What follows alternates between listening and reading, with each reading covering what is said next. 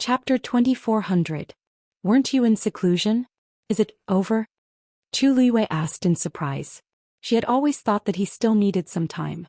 Rong Xiu nodded slightly.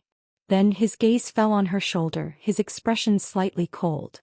Chu Liwei subconsciously shrank her neck and confessed honestly. It's not serious. It's healed. The wound was relatively shallow. She had used medicine after returning. Now that she was a god, her recovery speed was amazing. She was almost healed by now. She didn't take the wound too seriously, but Rong Xiu happened to come out of seclusion. With his sensitivity, it was basically impossible to hide it from him. So Chu Liwei immediately chose to confess. Rong Xiu reached out and pulled her back into the room. Sensing the low pressure from him, Chu Liwei obediently quieted down. Her past experience told her that it was better to stay put at this time. After taking her back into the room, Rong Xiu turned around and closed the door. Chu Liwei whispered, "It's really okay, I can see it myself," Rong Xiu said and turned to walk toward her. Chu Liwei was stunned. "You can see it yourself? What do you mean?" Rong Xiu came to her and looked down at her. His face, which was always gentle and elegant, seemed to be covered in a light wind and snow, and there was a bit of biting coldness. I want to see it." His voice seemed to be lower than usual. Every word was like the wind plucking the strings of a zither, to enchant people's hearts. "Do you want to do it yourself or do you want me to help you?" His tone didn't change, but there was a bit of strength in it that couldn't be refused. Chu Liwei immediately said, "I'll do it myself." Rong Xiu looked at her like this. The frost between his eyebrows finally melted, and a faint smile flashed across his crimson lips. "You can do it yourself. Maybe you're not as fast as me." Chu Liu's face was slightly hot. She glared at him angrily, then took off her coat, revealing her injured shoulder. A half-inch-long sword wound on her snow-white round shoulder had healed and formed a scab, with a faint layer of powder. Rong Xiu's brows slightly furrowed, and there seemed to be billowing waves in his eyes. He reached out his hand and his warm fingertips gently landed on it. "Does it hurt?" Chu Liwei shook her head. "It doesn't hurt." This small injury was nothing compared to the injuries she had suffered in the past. Rong Xiu's thin lips slightly pursed. "Who's?" Chu Liwei paused and her lips curved up into a light smile. "Tess. Why vestes? S her. St. You don't have to smile if you don't want to." Chu Liu's slender white hand gently grasped the clothes in front of his chest. Her lips curled up a little, but in the end she still let go. She took a few steps back and gently rested her head on his chest. The familiar cold fragrance instantly wrapped her up, making her feel extremely at ease. She closed her eyes for a long time, then sighed softly. She and Mu Hongyu said that they weren't angry, but how could they say that they didn't mind at all? But things had changed with the passage of time. Things remained the same, but people had changed. If she still held on to those things, it seemed to be particularly embarrassing. But Rong Xiu had seen her in the most embarrassing state. So only when she was with him she could truly let go of everything in her heart and face everything with her true self. She shook her head. Originally she had a lot of things to say, but after hearing Rong Xiu's words and being held in his arms, she felt that there was nothing to care about. He knew what she was thinking and understood all her unspoken feelings. He knew the pain in her heart and was willing to soothe all her wounds. She hugged his lean waist and said softly, "Rong Xiu. Fortunately I have you." He wouldn't lie to her, hide from her, and always be by her side. At this moment she was resting her head on his chest, so she didn't see the golden and dark flames that instantly rose in his eyes. But it was only for a moment and the flames dissipated instantly. Rong Xiu pinched her chin and kissed her. Yan Qing walked out of the room and headed in a certain direction. He had just walked a short distance when he was stopped by someone. "Lord Yan Qing, where are you going?" He stopped and turned his head to look. Little Hachi was leaning lazily against the door, looking like she had just woken up. There was still some tiredness in her eyes. She squinted slightly and looked over with a faint smile, which made her even more charming. Her usually soft voice was a little hoarse at this moment. Perhaps even she herself didn't know how seductive she was at this moment. Yan Qing's gaze lingered on her face for a moment. "It's a private matter." "How is it a private matter?" "I think you're going to look for His Highness Saint, right?" Little Hachi chuckled and raised her chin. I advise you not to go now. Yanqing frowned slightly. Why? Little Hachi's smile deepened. This master's also here. Yanqing was stunned and immediately understood. He really didn't know about this. Thank you for your reminder, Little Hachi. I'll wait then. Little Hachi waved her hand lazily. Don't wait. I've already woken up from my afternoon nap and I haven't seen anyone yet. Yanqing. Little Hachi's words were straightforward and ambiguous, and he didn't know how to respond for a moment. Fortunately, he usually didn't talk much, so Little Hachi didn't mind. She suddenly thought of something and curved her lips into a smile. It just so happens that I'm going to Herb Mountain. Lord Yanqing, do you want to come along? Yanqing chose to reject almost immediately. I'm afraid it's not convenient. Little Hachi blinked. Why is it inconvenient? When we come back, you'll probably be able to see His Highness and I'll also be able to see my master. Isn't that great? Besides, she rolled her eyes and spread her hands helplessly. Besides, many people haven't seen you before and they all think that I'm lying to them. Recently, some people have come looking for you. It's really annoying. Yanqing slowly tightened his grip on the sword. Chapter 2401. Little Hachi stretched lazily, revealing her slender waist. The strings of colorful jade beads on the hem of her blouse jingled and swayed gently, which was particularly eye-catching. Then how can I remember? She dragged her voice slightly, looking innocent and charming. In her eyes, those people all looked the same. She couldn't tell if they were good or bad. Yanqing pursed his thin lips slightly and relaxed his hands slightly. Little Hachi saw that he didn't speak, so she shrugged and said softly, Well, since Lord Yanqing doesn't want to go then, let's go. Yanqing said. His expression was as usual and no emotion could be seen. As long as they didn't run into those people, it should be fine. Little Hachi showed a bright smile on her face. She walked to Yanqing with small steps. A gust of fragrant wind also followed. Then let's go?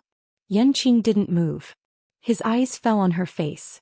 Because she had just taken a nap, her face was still a little red.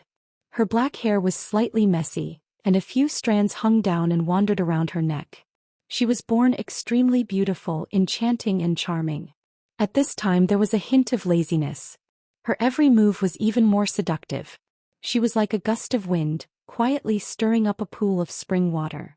Little Hachi took a step forward. Seeing that Yanqing didn't follow, she came to see him. Lord Yanqing, what's wrong? She touched her face. Was there something dirty on her face?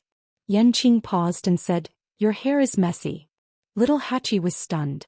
Her beautiful eyes blinked, and then she took Yanqing's arm with one hand. Yanqing frowned slightly. What's wrong? Little Hachi couldn't pull him away, so she pulled his hand aside and moved closer. Let me see. Yanqing looked down and found that Little Hachi was staring at the sword in his arms. This sword was bright and sharp and it clearly reflected her face. It turned out that she used it as a mirror. Yanqing understood. For a moment he didn't know whether to move or not, so he just stood there. Little Eight leaned forward slightly and carefully looked at his own reflection on the sword. He murmured softly, That's right, Little Eight. It's a little messy. She moved closer and the strands of hair moved with the wind, gently brushed the back of Yanqing's hand and gave him a strange itch. His hand slowly tightened and a few veins could be seen on his thin and powerful palm. Little Eight took out a dangling hairpin and hooked the few strands of hair, gently wrapping it around the hairpin before inserting it into the hair. Although it was crooked, it gave off a sense of laziness and casualness. Little Eight always knew how to tidy himself up in the most beautiful way possible. Is this all right? Little Hachi looked up and tilted her head at Yanqing. As she moved, the hair ornament swayed gently. It was particularly moving next to her delicate, white and almost translucent earlobes.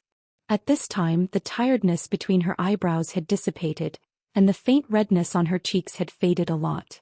Only his eyes were still shining brightly. Yanqing's heart seemed to be hit by something. He met her eyes. She was beautiful, charming and pure. Yanqing suddenly had a thought, I shouldn't go out. If she went out like this, she would definitely be seen by many people. But he quickly came back to his senses. Realizing the thought that flashed through his mind, he pressed his thin lips tightly and his heart beat fiercely. How could he think like this? Little Hachi was beautiful and charming and she liked crowds. What's more, she was going to the Herb Mountain to do something. He really shouldn't have such a thought. Seeing that Yanqing didn't speak for a long time and even frowned slightly, little Hachi was confused. Don't I look good like this? That was impossible. Her sense of beauty had never been wrong. This was clearly very good. Knowing that Yanqing was indifferent, little Hachi didn't expect any praise from this iceberg. But he couldn't be unable to tell what was good-looking, right? Yanqing came back to his senses and looked at her. He paused for a moment and finally said, "You look good. Extremely good-looking." Little Hachi snorted softly. After all this time it was just these 2 words. Wasn't this Lord Yanqing a little too stingy with his words? But it didn't seem to be fun to argue with him. Little Hachi reluctantly accepted this praise. After all, she still needed his help. Good. Her lips curved and then she turned to go out. Suddenly, a broad and strong hand grasped her hand. Little Hachi was stunned. She turned around and looked at Yanqing in surprise. To be precise, she looked at the 2's tightly clasped hands. "Sir Yanqing, why are you holding my hand?" Yanqing's expression was as calm and self-controlled as ever. Hearing this, he frowned slightly. "Aren't we going to the herb mountain to show them?" After a pause, he let go of her hand. "If I offended you, please forgive me, little Hachi." Little Hachi clicked her tongue and gave him a thumbs up. "Sir Yanqing, I find that you're getting more and more tactful." He understood the principle of putting on a show to the fullest extent. She didn't think of it just now. Thinking of this, she stepped forward and directly took Yanqing's arm. Half of her body was pressed against his. Her soft and tender hand gently grasped Yanqing's hand. "Then let's go, brother Yanqing." The 2 of them walked out of the door hand in hand. As soon as they came out, they bumped into Wu Yao, who had just returned from the heavenly gate. "A little Hachi, Yanqing, are you 2 going out to play together?" Little Hachi was embarrassed. She didn't have time to explain to 5th brother and the others previously, but in the blink of an eye, they bumped into each other again. What else could she say? Most importantly, they were outside now. Thus she could only choose to nod.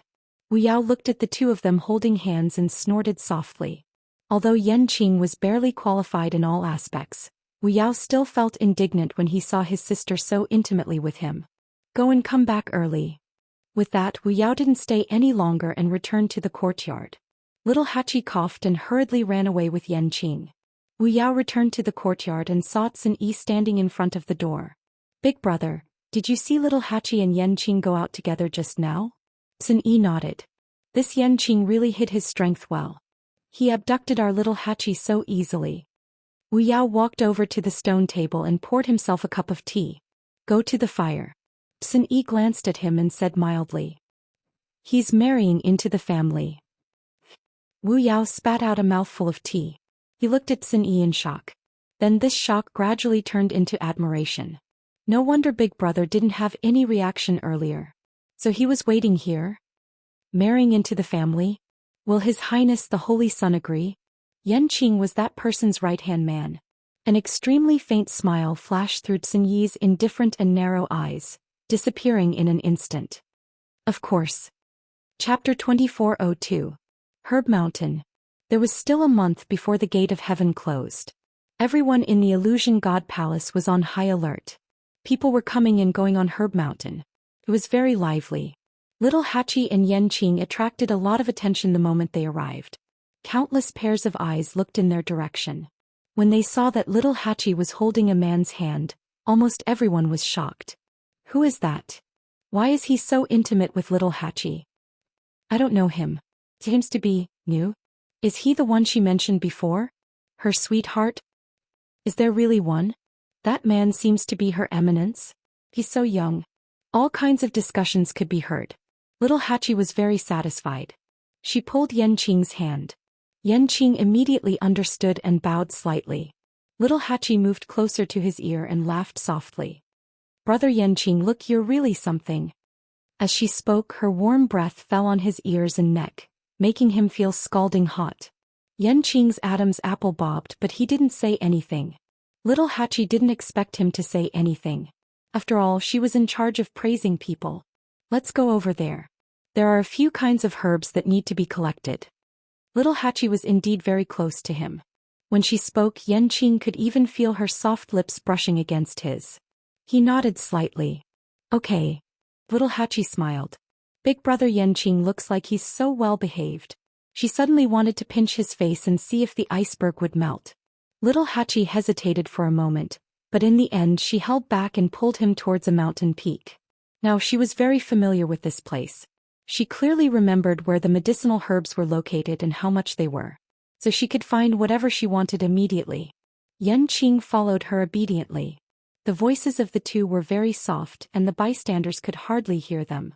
Therefore this interaction of whispering was an extremely intimate display of affection in the eyes of the bystanders. Many young men were heartbroken. Looks like little Hachi really likes that person. She's actually willing to be so close to him. That man doesn't look ordinary either. No wonder she was willing to reject Liang He for him. Forget it, forget it. Let's worry more about ourselves. There's not much time left. Xu Jing stood by the stream and frowned slightly as he looked at the boundary not far ahead. Recently, this barrier had been very unstable, appearing and disappearing from time to time. Even she could not grasp it. Although she had never been able to fully control this barrier, such a situation had never occurred before. The attitude of the first and second oracles was very clear. They wanted her to solve it herself. But it was easy to say but extremely difficult to do. In these 10,000 years she had thought of countless ways, but she still couldn't do anything about this barrier. Now that there was only a short month left, what should she do? Xu Jing was very frustrated. But she also knew that this was her last chance. So many things had happened before and her position was already in danger. If she continued to be in this state, Xu Jing didn't dare to think further. Suddenly, a few voices of discussion came from afar. Are you serious? Little Hachi really came with a man? Of course it's true. Everyone saw it with their own eyes. And the two of them are very close. Everyone can see that the two of them are a couple. I remember that the man is called Yanqing. I heard that he has the same name as the divine general of the left by the emperor's side. I took a look from afar just now. That person is indeed a venerable god expert and he's extremely young. Can be said that he has a bright future. Ordinary people really can't compare to him. Standing beside little Hachi, they are indeed very compatible. Xu Jing frowned and looked up. The people who were talking were just passing by and didn't come close. But when they spoke, they didn't deliberately lower their voices, so even though they were still some distance away, Xu Jing could still hear them very clearly. Now, whenever she heard little Hachi's name, she would be very annoyed. Previously, due to that person's words, Xu Jing had been holding back and didn't find trouble with little Hachi. But now, she had delivered herself to her door and even dared to show off with that person with the same name. This was too much. Xu Jing's face turned cold and she walked toward the rolling mountains ahead. Little Hachi was standing in front of a swamp with Yanqing. Above the swamp, white reeds that were as tall as a person fluttered in the wind. Little Hachi stood by the shore and suddenly sighed. I miss Shifeng so much. Yanqing looked at her. What's wrong? Little Hachi raised her hand and pointed forward. The celestial vine is buried below. I have to go down and dig it out myself. In the past it was Shifeng who did this. In fact, it wasn't that little Hachi hadn't done this kind of thing before. After all, when she was in Peach Blossom Dock, she and Shifeng were in a mess in order to process all the medicinal herbs. However, if there was a second choice, little Hachi would still try her best to avoid it. In the past, Shifeng was her second choice. But now, she looked at Yanqing. Yanqing immediately understood what she meant. I'll help you. Little Hachi immediately acted coquettishly. Brother Yanqing is the best.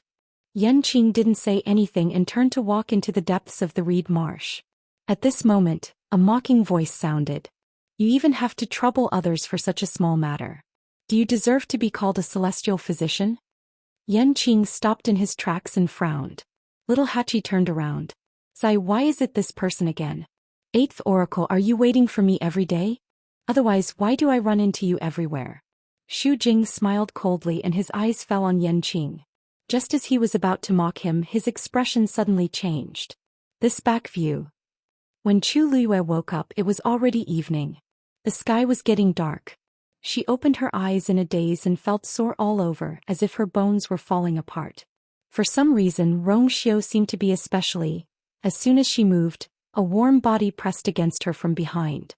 Rongxiu's arm wrapped around her waist and easily pulled her into his arms. Chu Liyue propped her hands on his chest, opened her eyes and shook her head pitifully. Rongxiu chuckled and kissed her. I won't bully you. Chu Liwei was slightly relieved and couldn't help but say, "You've already bullied me before saying this. You're too insincere." His voice, which had always been clear, was now a little hoarse. Rong Xiu's eyes deepened and his thin lips curved slightly. "How do you know that it's over and that I didn't stop out of kindness?" Chu Liwei suddenly blushed. This man, however, Rong Xiu was a man of his words. After being intimate for a while, he carried her and got up to take a bath. However, he didn't stay for too long and went out. After Chu Liwei cleaned up and returned to the bedroom, she found that Rong Xiu had already sat down. There was a chess game in front of him. When he heard the sound, he looked up. The bright light reflected in the depths of his eyes that were as deep as the sea. Digression. 6 o'clock in the evening. The closest comment to the truth appeared in the comment section. I'm also a little surprised. Chapter 2403. Chu Liwei walked over and sat down opposite Rong Xiu. Why do you suddenly want to play chess? Rong Xiu smiled. Nothing. We haven't fought since you cracked all the Xian formations on the Star Road. Shall we have a game? Chu Liwei was suddenly interested. Sure. It had been a long time since the two of them had fought together. Now she had finished the Star Road and Rong Xiu had just finished his closed-door training. It was a good opportunity. Rong Xiu said, I won't hold back this time. Chu Liwei raised her eyebrows slightly. You always said that before. Rong Xiu's strength was unfathomable. Every time she thought she was about to catch up with him, she would find that he was more powerful than she thought. Then she had to continue to catch up. Rong Xiu's eyes drooped slightly as if he had recalled many things in the past with her words. His thin lips curled slightly and his voice was low and gentle. This time I won't lie to you. After that he waved his sleeves and his slender hand brushed over the chessboard in front of him. A majestic and astonishing pressure descended, and the chessboard was instantly annihilated into powder. Chu Liwei was stunned and then her heart skipped a beat. Rong Xiu was going to fight with divine power in this game? He hadn't even made a move, and the chessboard carved with the best rainflower gold stone was silently destroyed just like that. Then a ball of brilliant golden light flew out from Rong Xiu's palm, and divided into several crisscrossing lines in the air. A new chessboard formed with tyrannical divine power appeared in front of Chu Liwei. The flowing light was dazzling and brilliant. The chessboard was just quietly suspended in the air, but Chu Liwei had already felt an oppressive pressure. Her heart trembled. Rong Xiu's current strength was probably far beyond her expectations. You first. Rong Xiu said. Chu Liwei gently nodded. With a flick of his finger, a stream of reddish gold light flew out. However, before this stream of light could condense into a chess piece on the chessboard, it was silently killed by the brilliant golden chessboard. Chu Liu's pupils shrank. She knew that Rong Xiu intended to spar, so although she did not use her full strength, she still used half of her strength. Unexpectedly, he couldn't even get close to the chessboard. She lifted her gaze slightly and glanced at Rong Xiu. There was a faint smile on his lips. I've already said that I won't hold back this time. Chu Liwei narrowed his eyes. He made up his mind and attacked again. Poof! A force much more tyrannical than before suddenly flew out, and after a short and fierce battle with the force on the chessboard, it finally landed. With this, Chu Liwei finally succeeded in taking this step. However, Chu Liwei subconsciously sat up straight. Her shoulders were ramrod straight and she held her breath in concentration. At this moment she finally understood the meaning of Rong Xiu's words. He was serious. This was only the first step and it was already so difficult. One could imagine that there would be an extremely fierce battle after this. Thinking of this, Chu Liu's heart raced a few times. Amidst her nervousness there was also some excitement. That was the strong desire to battle that would only arise when facing a strong opponent. Rong Xiu looked at her and saw the faint brilliance in her eyes. It's your turn. Chu Liwei raised her chin. Rong Xiu raised his hand, and a stream of black light gushed out from his fingertip. Then he lightly tapped forward. Poof! A pitch-black chess piece fell to the ground in response to the sound. Due to the shocking impact of this energy, a circle of ripples appeared on the chessboard. Chu Liwei looked at the chess piece in shock. An extremely familiar feeling emanated from it. This power, this aura, she had clearly seen it before. After a short silence she suddenly thought of something and looked up at Rong Xiu in front of her. First Master? Back in country Yao Chen's imperial mausoleum, she had met a man. She had never seen his face, but she knew that his force was an extremely special black. After that she had gone to Zhenbao Pavilion several times to meet this rumored first master, but to no avail. Gradually she put these thoughts aside. But now, Rongxiu looked at her. His almond-shaped eyes were clear and deep. She had always been extremely intelligent and understood everything at once. He chuckled and said, "That's right. When I gave you the Black Pyramid back then I told you that it belonged to my wife." Chu Liyue's heart instantly surged with tempestuous waves. He admitted it. That's right, the Black Pyramid sealed her memories in the Divine Ruins world, so it naturally belonged to her wife, so the wife he mentioned back then was herself. Chu Liyue's lips moved slightly. Countless scenes flashed through her mind and it was incomparably chaotic. She had too many things to say and too many questions to ask, but now, facing Rongxiu, she suddenly couldn't say a word. It was as if something was stuck in her throat and she couldn't move it. She realized that she seemed to have overlooked many important things, but for a moment she couldn't distinguish them. This news was too shocking for her and it caused her mind to be in a mess. After a long time she finally thought of something and muttered softly, "That's right. The Holy Son of the Yuntian Tower originally had 2 divine bodies." This also meant that Rongxiu had 2 divine powers in his body at the same time. In fact, it wasn't that Chu Liyue didn't have any doubts in her heart. However, because the power and aura of the Great Master were very unfamiliar and very different from Rongxiu's, she quickly rejected this guess and didn't think too much about it afterward. Who knew? Looking at the black chess piece on the chessboard, Chu Liyue's lips moved and finally asked, "So, you were the one who specially placed my remnant soul and memories in the imperial tomb of Yaochen?" This was the only way to explain everything that had happened before. Rongxiu's phoenix eyes were deep. "After this game I will tell you the answer." Herb Mountain. The figure quickly disappeared into the reeds. Xu Jing's heart was beating wildly. He immediately stepped forward and said, "Wait." That figure was really similar. A hand suddenly stretched out from the side and blocked in front of Xu Jing. Little Hachi raised her eyebrows slightly and looked at Xu Jing with a faint smile. "Eighth Oracle, what are you doing?" "Brother Yanqing is helping me find the cactus vine." "Why are you calling him?" Little Hachi asked while looking at Xu Jing. Something was wrong.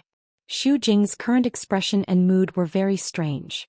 She had dealt with Xu Jing many times, but she had never seen her behave like this.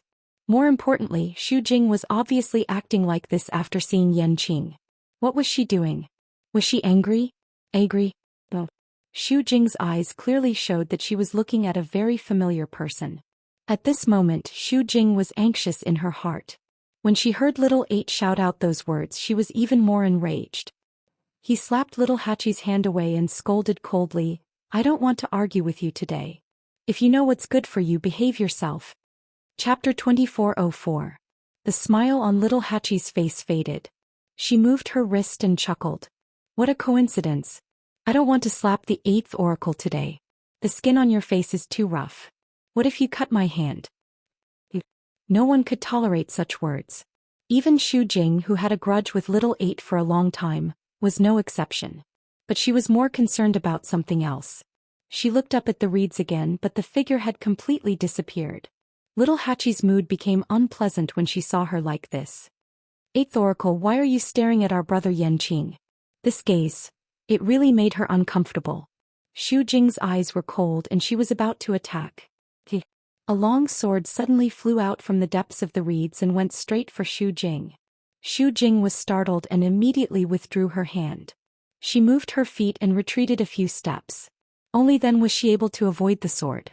She looked at the sword in surprise and doubt. It was just a very ordinary sword, but the power contained in it was extremely shocking. What exactly?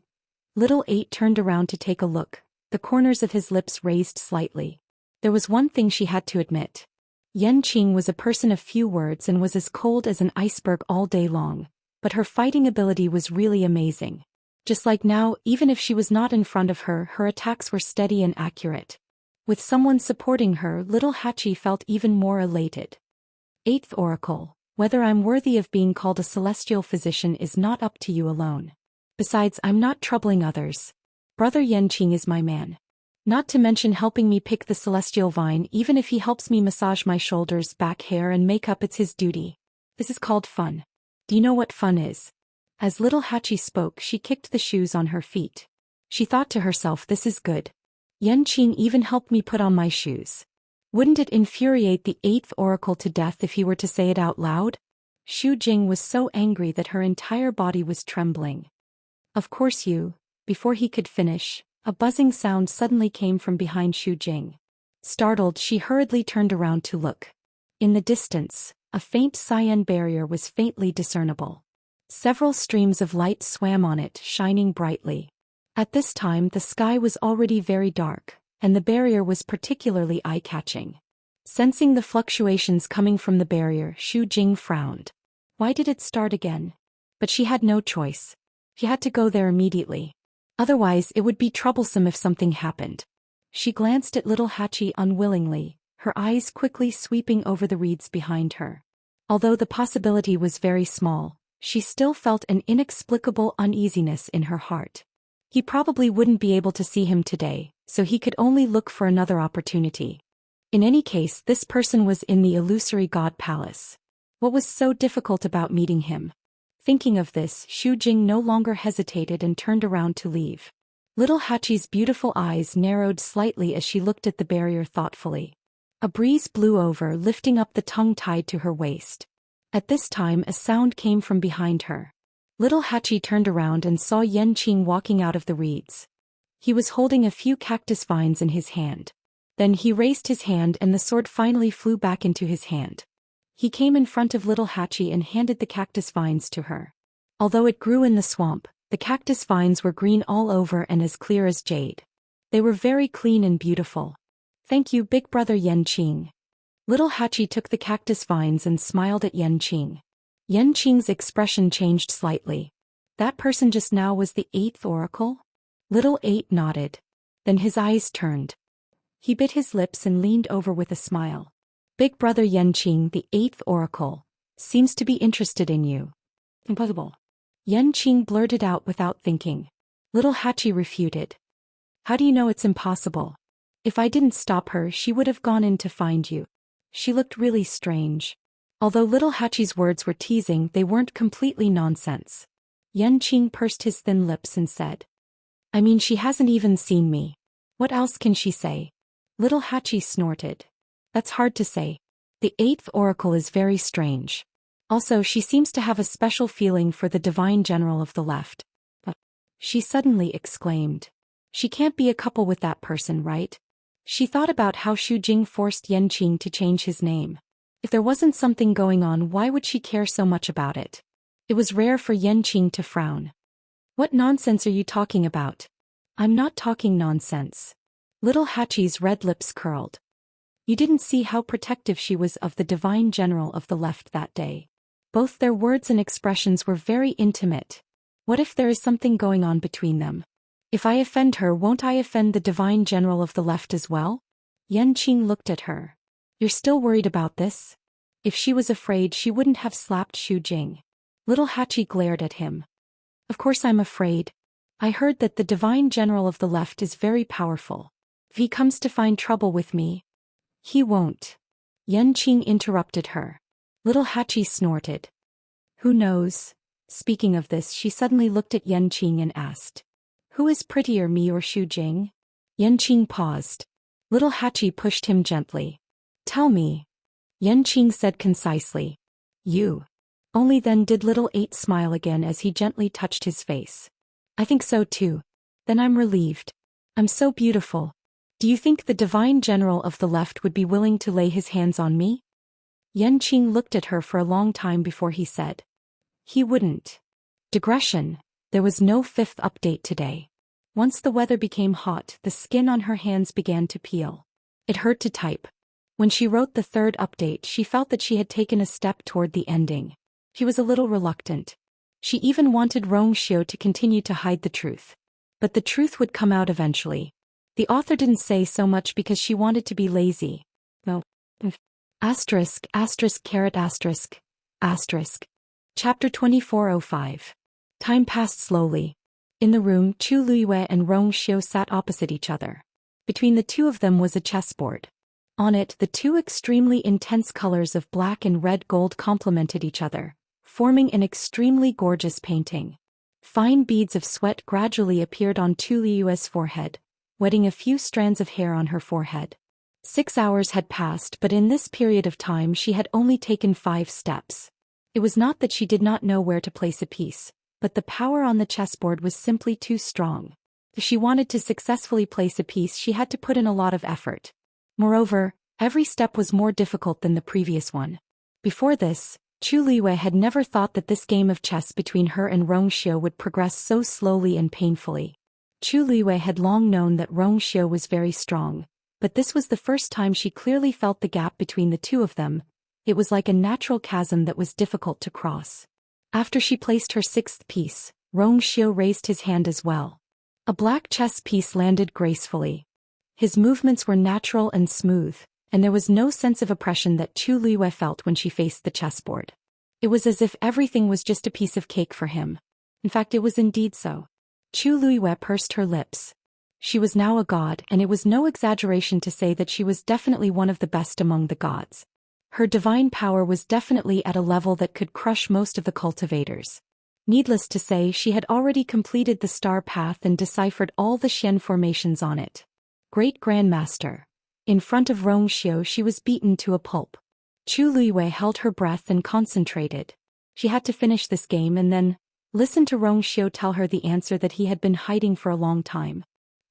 Chang Wanzhou stood in the courtyard and looked at the door in front of him. His brows were slightly furrowed, and there was a trace of worry on his beautiful and delicate face. It had been a long time since those two had entered. Now not only did they not show any signs of coming out, there was even a faint pressure coming from the entire room. It was Rongxiu's handiwork. He had set up such a terrifying barrier that easily blocked everything inside. What exactly?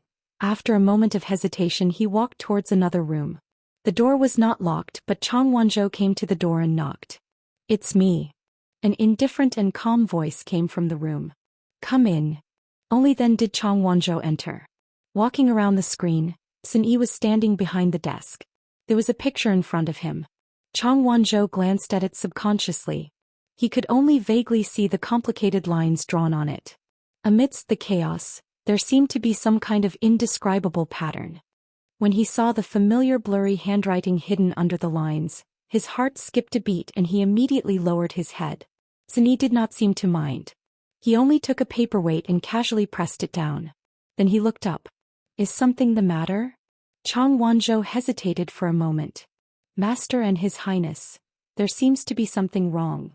It would be fine if it was just a day or two, but for them to not come out coupled with His Highness's actions, it was truly unsettling." Sun Yi shook his head. "Master is with His Highness. There's no need to worry." Chang Wanzhou wanted to say something but hesitated. After thinking for a while he said, "There's less than a month left before the heaven gate closes." A storm was coming. The current illusion god palace was much quieter than before, and the atmosphere was much more tense. Clearly, everyone was waiting for that day to come. Sun Yi's expression did not change as he nodded.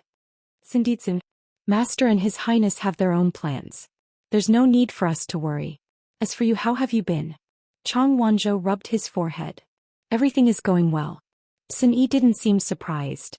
Ever since the seal was removed, Chang Wanzhou had completely absorbed the evil frost energy in his body, and he had broken through to the supreme god realm. To the current Chang Wanzhou, cultivation was an extremely simple matter.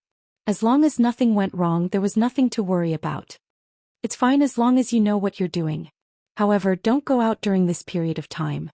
Just stay here and cultivate. "Yes." Chang Wanzhou replied. Then he thought of something and pursed his lips. "I heard that when the heaven gate closes, all the divine envoys will appear. At that time, the first divine envoy of the illusion god palace should also. He's already out." Sun Yi lowered his head and looked at the picture in front of him. Chang Wanzhou was shocked. "What? Then why isn't there any news outside?" He had been keeping an eye out for news during this period of time, but he didn't hear any related rumors. Sun Yi's lips curled into an extremely faint smile. There seemed to be a dark glint in the depths of his narrow and indifferent eyes. He went to the illusion god sea. You naturally don't know. Chang Wanzhou immediately understood, but when he heard the words illusion god see, he looked at Sun Yi hesitantly. Then, when do you plan to go? Sun Yi paused, but he didn't answer his question.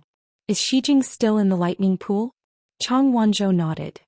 He used to come back every day, but since 3 days ago he has been staying there and hasn't come back. It's only right, Sun Yi said. Chang Wanzhou didn't reply.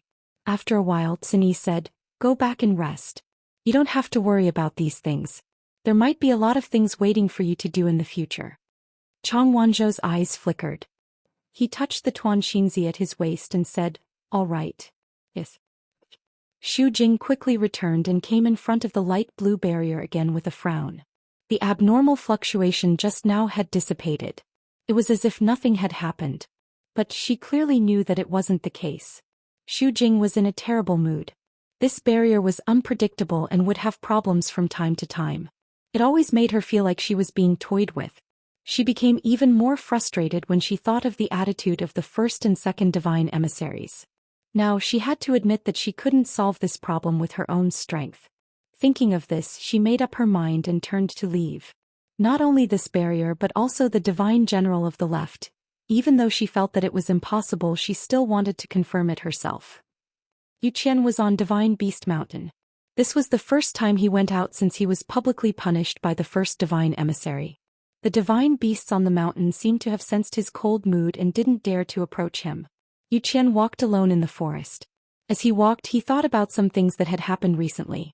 He was a bit angry and unwilling to accept the first divine emissary.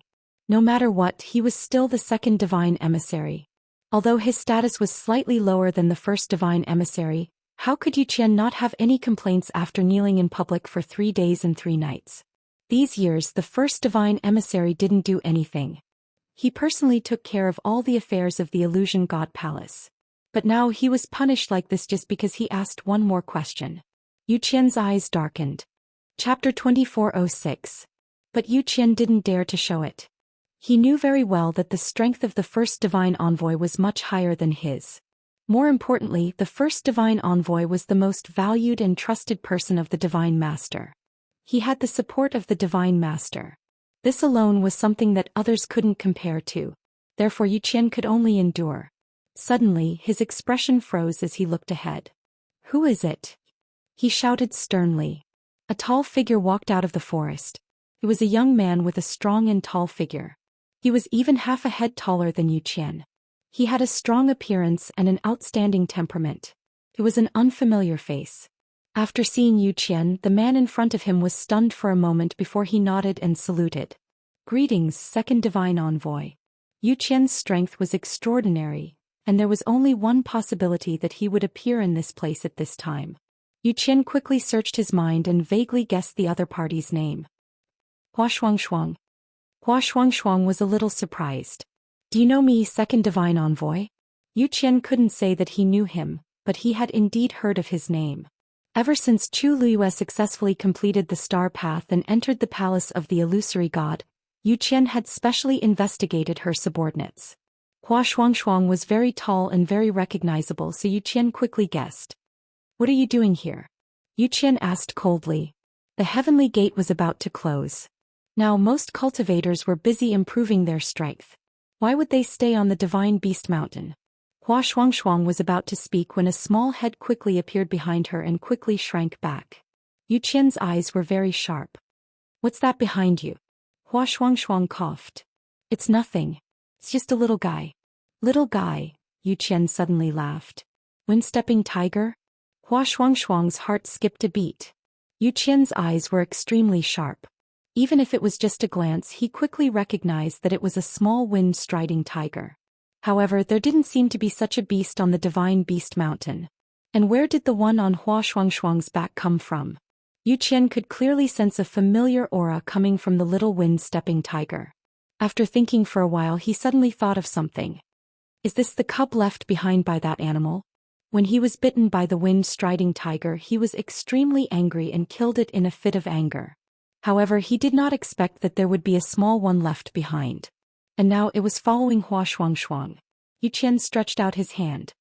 Give it to me. Hua Shuangshuang didn't move. He knew all too well what the Yu Qian wanted to do. The little thing was lying on his back. It seemed to have sensed the dangerous aura coming from Yu Qian and was trembling.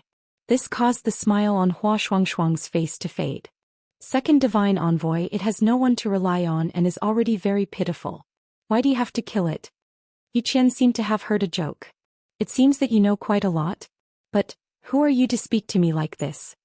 Hua Shuangshuang did not seem to sense the threat in his words and said indifferently, I know that you are in charge of the Divine Beast Mountain, but, because of this, there are some things that are most inappropriate for you to do, right?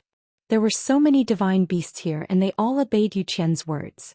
However, it was obvious that it was more because of fear. Just a moment ago he was playing with the little guy. When the Yu Qian came, the other divine beasts immediately scattered in panic.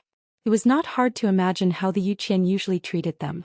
But then again, the Yu Qian could casually give the golden-winged crow-bone beast to Jun Jiuqing to play with without caring about the lives of these divine beasts. What else would he not do? Yu Qian was so angry that he laughed. Are you trying to teach me a lesson? It was fine if the first messenger punished him and made him kneel for 3 days and 3 nights. After all, the other party's status and strength were higher than his. But, who was this Hua Shuangshuang? Yu Qian was already in a bad mood. Now Hua Shuangshuang had hit the muzzle of the gun.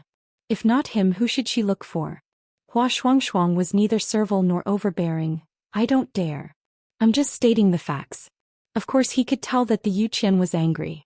Actually, at this time, any normal person would know that they should take a step back and admit their mistake. But Hua Shuangshuang did not want to. Yu Qian's voice was deep and stern. Shangguan Yu is used to being arrogant. Even your subordinates are the same. It seems that if I don't teach you a lesson, you won't know what's good for you. As he spoke, the aura on his body exploded. Hua Shuangshuang's expression was tense.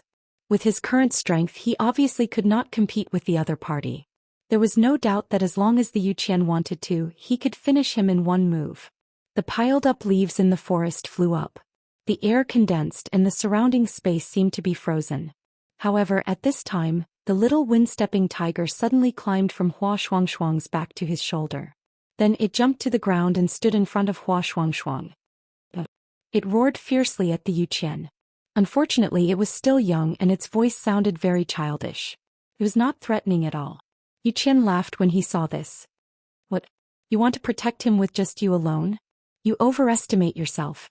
Ow! Fear flashed in the little wind-stepping tiger's eyes when it heard his voice. However, it quickly suppressed this emotion.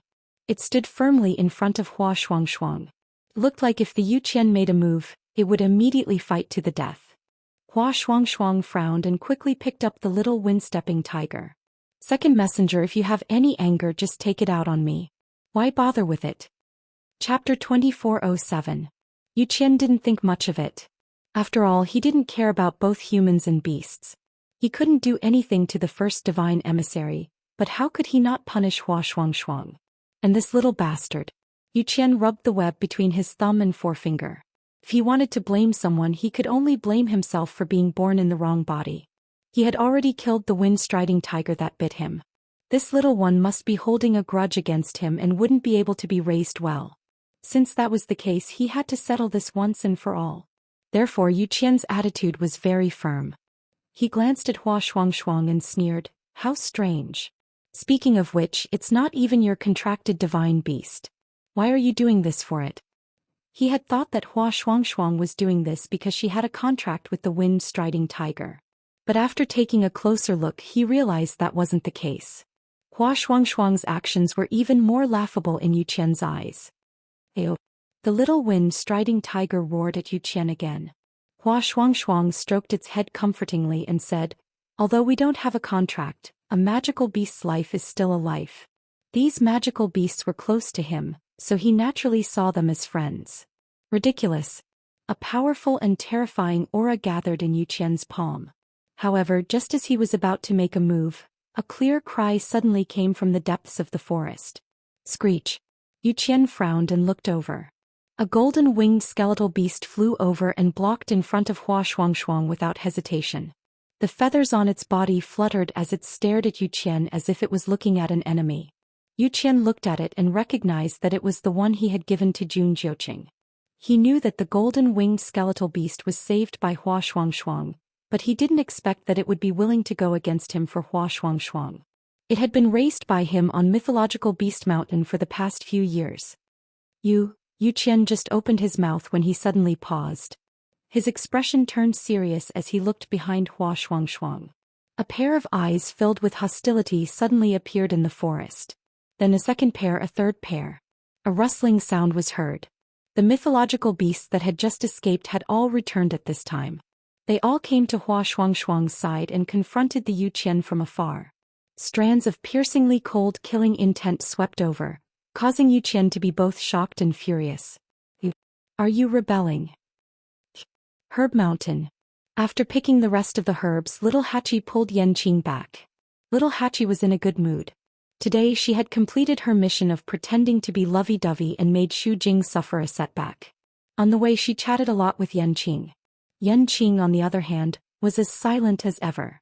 Other than occasionally chiming in or answering her questions, she spent most of the time listening to her quietly.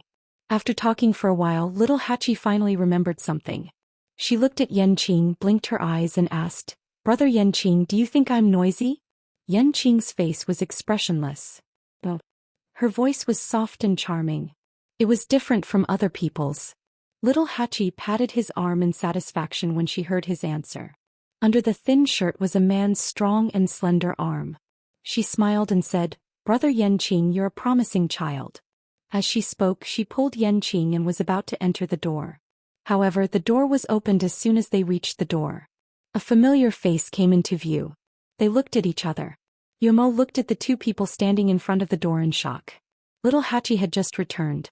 Yanqing was still holding little Hachi's slender and fair arm. Their hands were still holding each other's. Yumo was stunned.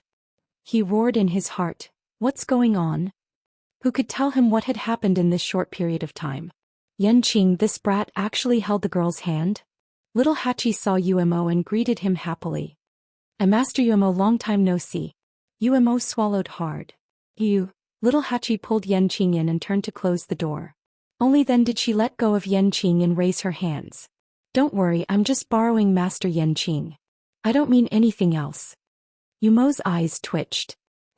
How? He doesn't know anything other than killing people. How can you borrow? Yanqing threw a glare at him.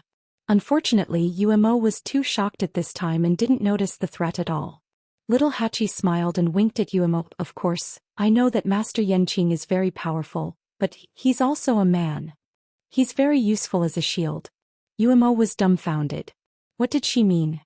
He suddenly thought of something and looked at Yanqing. His eyes swept over Yanqing with suspicion and shock. "No way, right?" Yanqing frowned and a murderous look flashed across his eyes. Yumo's strong desire to live finally made him come back to his senses and he immediately retracted his gaze.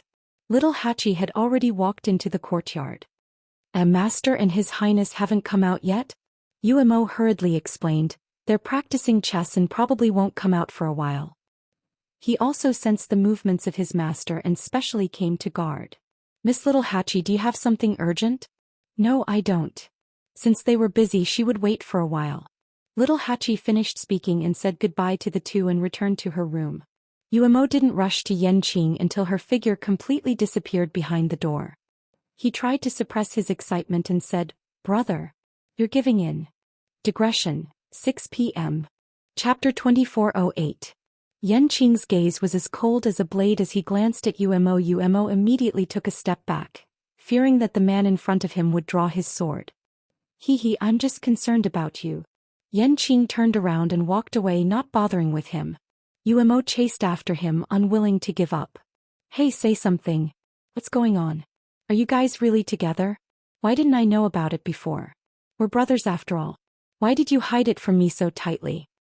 Yanqing stopped in his tracks and looked at him coldly. "Noisy. So noisy."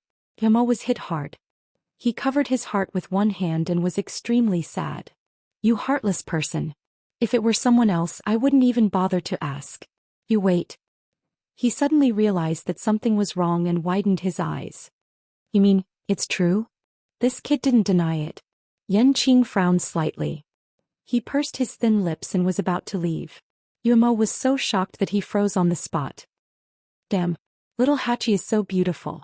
Why is her eyesight so bad? Yuemo's voice stopped abruptly. He looked down at the scabbard on his neck and forced a smile. He stretched out his fingers and carefully pushed it away. That cough, I was just joking. Didn't he just say something from the bottom of his heart? Did he have to be like this? What's more, this was the truth. Cough, tell me, what does little Hachi see in you? Yuemo looked at him from head to toe and clicked his tongue. There are so many people chasing little Hachi. What does she see in you? Your facial paralysis? Yanqing's gaze was so cold that it could kill. Yuemo raised his hands. I'm telling you, I'm here to protect my master. If you kill me, all these things will fall on your head. Yanqing kept his sword. Yuemo leaned forward and asked in a low voice. But speaking of which, does little Hachi know your identity? Yanqing's expression froze. Yuemo snorted. I knew she wouldn't know. Now, even the master's identity had not been revealed, so how could they? I think little Hachi has a short temper. You'd better be careful not to lie to her. Otherwise, in the future. Yanqing frowned. He has a good temper. Yuemo staggered and almost fell to the ground. What did you say? This brat. Had he forgotten how little Hachi had chased after him and made trouble for him? Although Yuemo wasn't familiar with little Hachi, he had heard a lot of rumors about her. That was a powerful person who would slap the 8th divine emissary in the face if he didn't agree with him. How could such a person have anything to do with the words very good temper? Yanqing didn't even look at Yuemo as she left. Yuemo?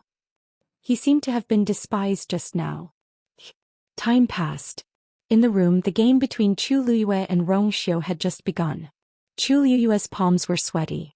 Now every time she placed a piece, it would consume a lot of her energy and strength. Therefore her speed was very slow. Compared to the calm and composed Rong Xiu, she was in a difficult situation. Now she could basically confirm that the black divine power in Rong Xiu's body was not weaker than the golden divine power he had always shown to the outside world. In fact, it was even stronger and more unpredictable. You've let me win so many times in the past. You're really patient, Chu Liyue snorted. Rong Xiu's lips curved into a faint smile. I've always been like this to you. And his patience wasn't just limited to this. He didn't say the rest of the sentence. Chu Liyue rubbed the space between her eyebrows. She originally thought that this game could be over quickly. She could hold down Rong Xiu and get to the bottom of it. But now it seemed that it would take a lot of time. At this moment, a loud sound suddenly came from outside. Boom. Chu Liyue was shocked and immediately looked up. A silver tianlei quickly streaked across the sky. Chu Liyue was stunned. The lightning pool had been sealed. Logically speaking, it shouldn't. Boom. Boom. Boom. As if a door had suddenly opened, several tianlei streaks came one after another. It was late at night and the sky was dark. The appearance of these tianlei instantly lit up the entire courtyard. It was dazzling. Most importantly, they were all heading in the same direction. Chu Liyue was stunned for a moment, then quickly realized that it was the direction of Taizu. Is he refining a weapon? And this movement seemed a little different from before. It was more like, Chu Liyue's heart skipped a beat. Taizu was trying to refine a divine artifact? Then where did these tianlei come from? Soon Chu Liyue found the answer. These tianlei didn't come from the lightning pool, but, sister, are these enough? It was Aunt 12's voice. Chu Liyue and Rong Xiu sat by the window. They could see the situation in the courtyard when they turned their heads. Aunt 12 was standing in the courtyard, holding a broken longsword in her hand. Beside her stood Aunt 11. Unlike her, Aunt 11 held a long spear in her hand. But at this time it was also in pieces. Aunt 11 rubbed it and threw it away. It's not enough. Senior Tang Ku said before that divine artifacts are different from ordinary emperor and venerable artifacts. The amount of tianlei needed is very shocking. This is nothing. Aunt 11 nodded obediently. Oh. She rolled the broken sword in her hand into a ball and gently placed it beside her feet. Then she took out a saber. Crack. That heavy and majestic saber instantly broke into two halves.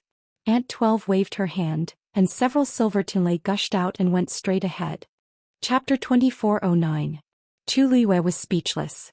After so many years, why do these two girls seem a little different from the others? If I'm not mistaken, that saber is a venerable artifact, right? And I've never seen it before. At this moment, a voice full of praise sounded. Not bad, not bad. Aunt 12 has improved a lot this time.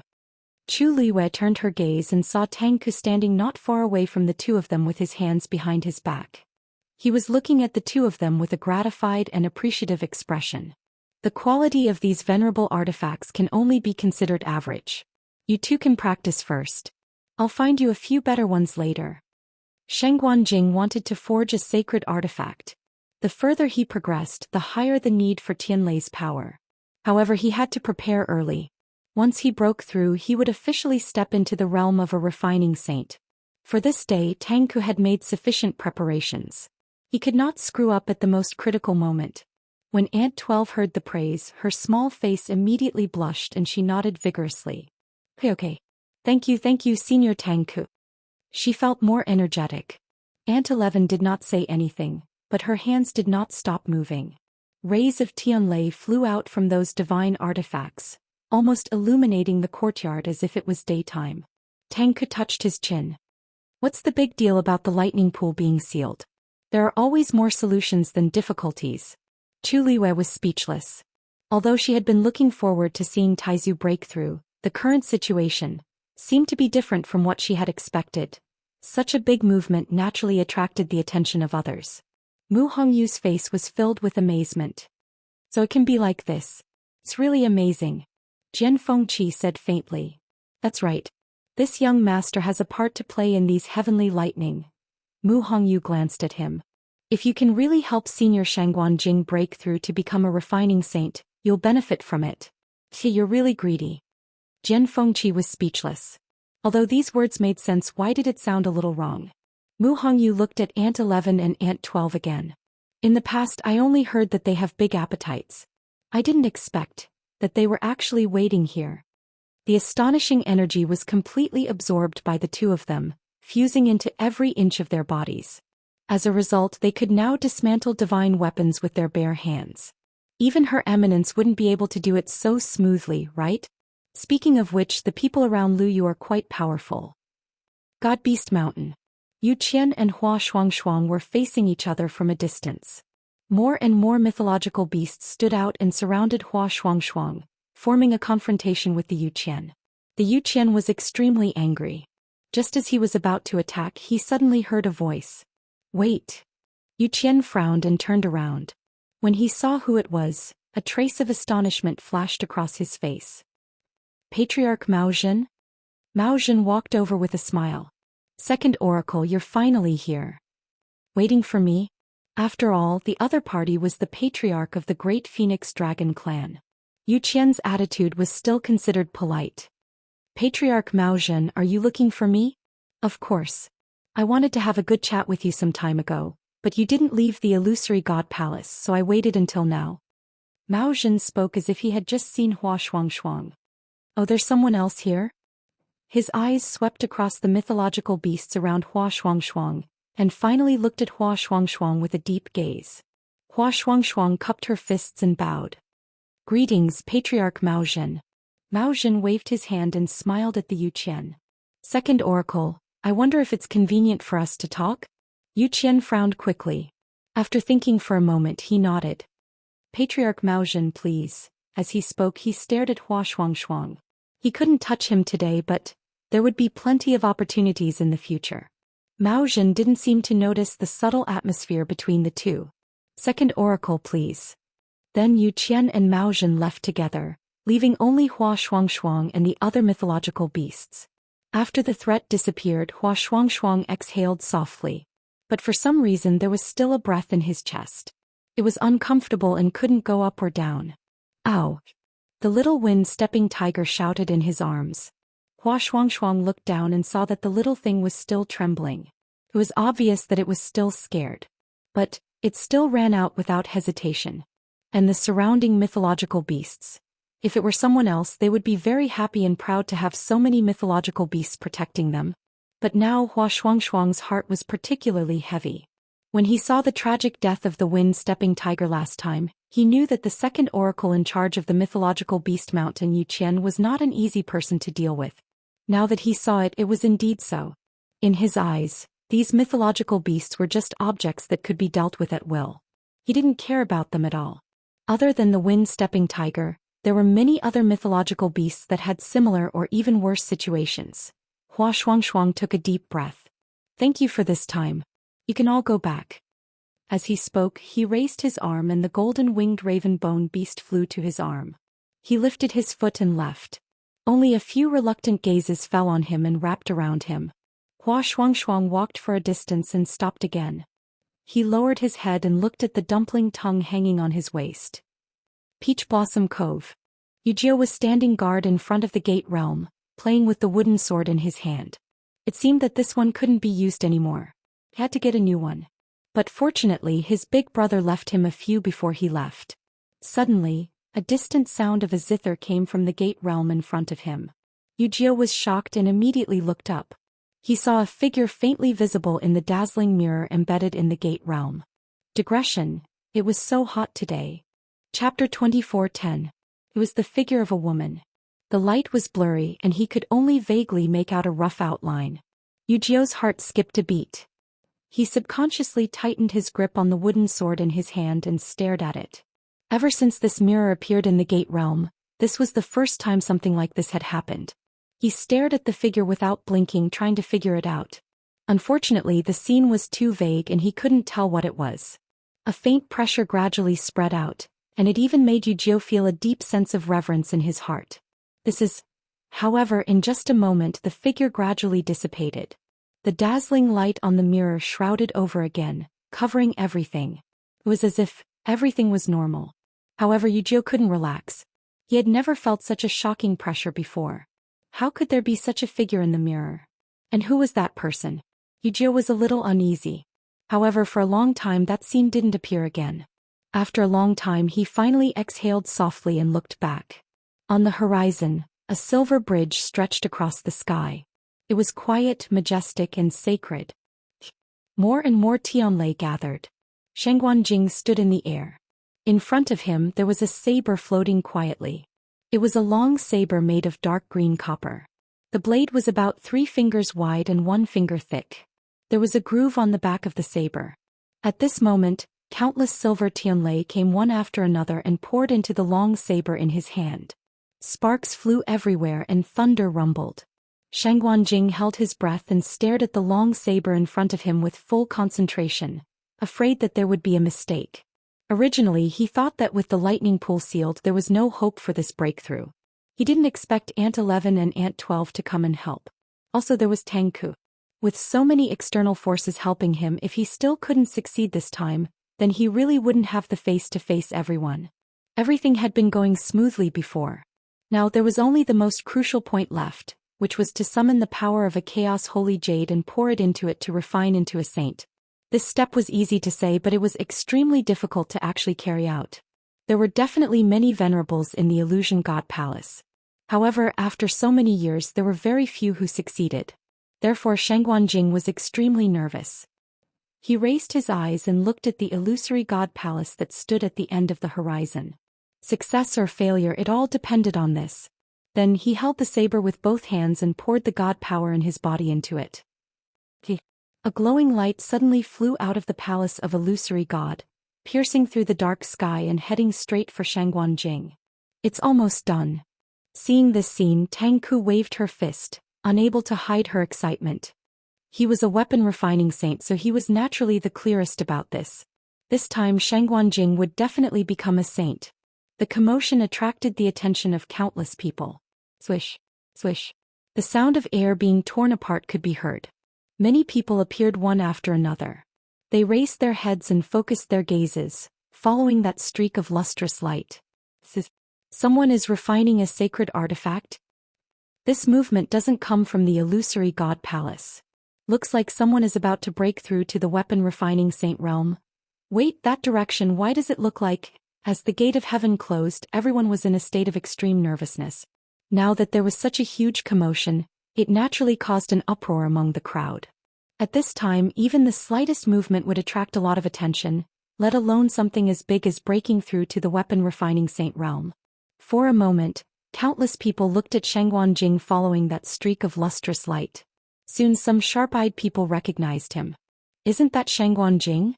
The one who came up with Shangguan Yu. He doesn't seem to have a bloodline totem. Why is he breaking through to the weapon-refining saint realm now? I heard that previously in the Divine Ruins world he was an extremely top weapon-refining master. That's not right. Isn't the lightning pool already sealed? Where did those Tianlei come from? Shangguan Jing's breakthrough made many people envious and shocked. Even the origin of these heavenly lightning bolts made them extremely curious and confused. Aunt 11 looked up and put away the divine artifact in her hand. It should be enough. Sister, is it enough? Aunt 12 asked uncertainly. Aunt 11 nodded affirmatively. Tang Ku also nodded in agreement. The number of Tianlei is enough. Now it's up to him. Since it had progressed to this step, there was no need to worry about the rest. Aunt 12 obediently put away the items. She seemed to have sensed something and looked up. At this moment, the streak of lustrous light broke through the air and landed on the long saber in front of Shangguan Jing. Boom! A loud noise was heard and a powerful energy wave spread out in all directions. The streak of lustrous light instantly enveloped the saber. An indescribable aura began to surge out from it. Tang Ku was relieved. Shangguan Jing's talent in weapon refining was indeed very amazing. His guidance during this period of time was not in vain. Now finally, what's that? A soft voice suddenly came from the side. Tang Ku turned and saw Aunt 12 looking up in a daze. She was the one who asked the question just now.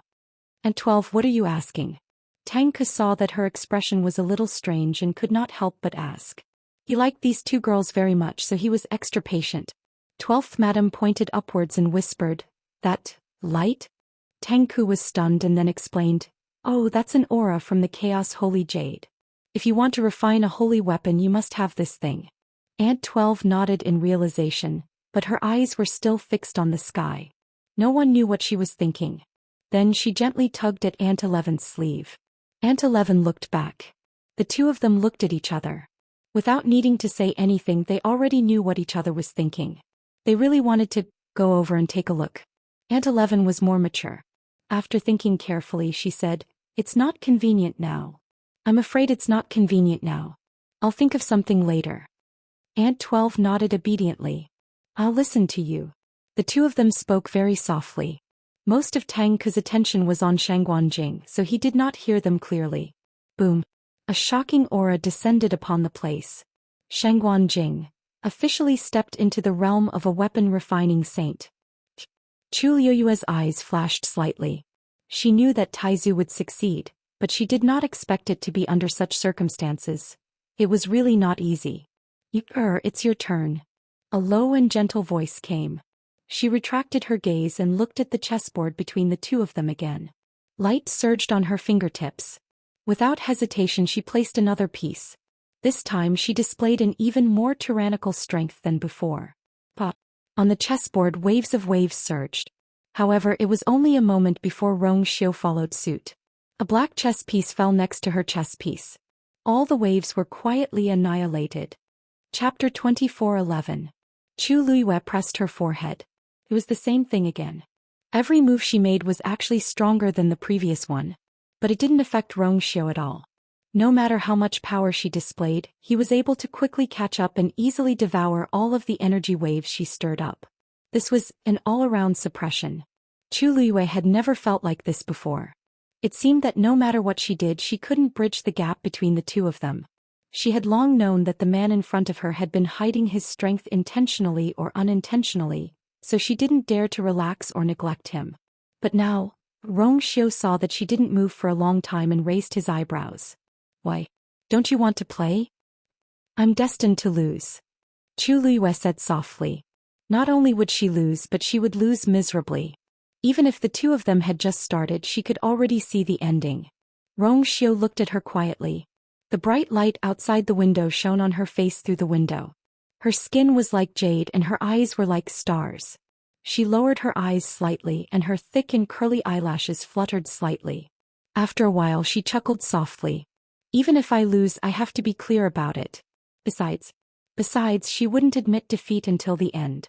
Rong Xiu's lips curved up into a smile. He already knew her answer and choice, so he was never worried that she would choose to give up in the middle. This was her. Chu Liwei took a deep breath. Continue. Swish. Shangguan held the long saber in his hand and made a light slash. The void in front of him was instantly cut open. His eyes lit up. A divine artifact was indeed extraordinary. He sorted out his emotions and flew down under the gazes of countless people around him. Senior Tang Ku, thank you. He came to Tang Ku and the others, cupped his fists and thanked them solemnly. If it weren't for Tang Ku's help, he didn't know when he could take this step. Tang Ku waved her hand with a smile. Why are you being so polite? You were able to break through to become a refining saint mainly because of yourself. Otherwise, with so many refining venerables, it wasn't that they didn't know how to succeed, but it was still very rare.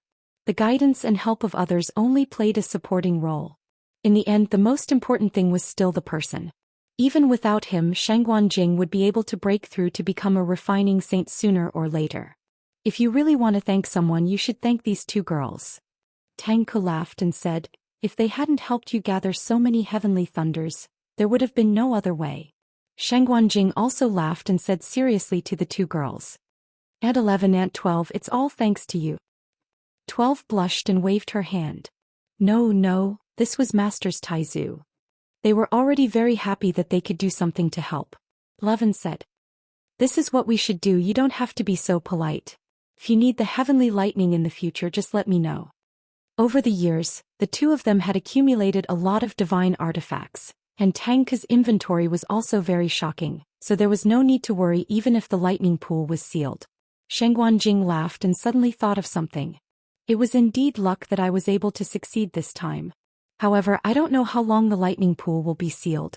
As long as the lightning pool was not sealed, the refiners in the illusory god palace would be restricted for 1 day. This was really troublesome. As he spoke, he turned his gaze and looked somewhere. Ayu and Rong Xiu haven't come out yet? This game of chess seemed to have been going on for a long time, right? Tang Ku followed his gaze and narrowed her eyes. I think we'll have to wait for a while. Shangguan thought for a moment and said. Then I'll wait for you here first and we'll enter the illusory god palace together later. Tang Ku wanted to say something but stopped. On the other side, Yu Qian and Mao Zhen had just walked out of the Divine Beast Mountain. As soon as they came out, they saw Tianlei flashing in the sky in the distance. The two paused in unison. Yu Qian narrowed his eyes and quickly realized what had happened. He frowned slightly. Someone has broken through to the refining saint realm. It seems to be Shangguan, Mao Zhen added. He was quite familiar with Shangguan, so although he was still quite a distance away, he quickly guessed the answer. Shangguan. Wasn't that Tu Liu's Taizu? Yu Qian knew this name, but he had never cared about it before. He didn't expect that he had successfully stepped into the refining saint realm. Yu Qian's face darkened. Chu Liu wasn't enough, and now there were so many more people. Qi Han, Mu Hongyu and Su Li, who had already entered the illusory god palace at the beginning now, Shangguan had also become one. Would there be others who would continue to follow? Yu Qian felt uncomfortable when he thought of that scene. If it weren't for Dumpling and the music score, he wouldn't have taken Chu Liu seriously at all. But now he realized that the woman whom no one paid any attention to was breaking their expectations step by step and doing things that were beyond their imaginations. I really underestimated her. Mao Zhen raised his eyebrows slightly. Of course, he could hear the Yu Qian's disgust for Chu Liu. Yu Qian looked at him. Patriarch Mao Zhen, why are you looking for me this time? Mao Zhen was about to speak when a woman's voice suddenly sounded. Second Divine Envoy. The two of them looked in the direction of the voice. Yu Qian frowned. Xujing, why are you here? He was in charge of this Divine Beast Mountain, and the other divine envoys wouldn't come here under normal circumstances.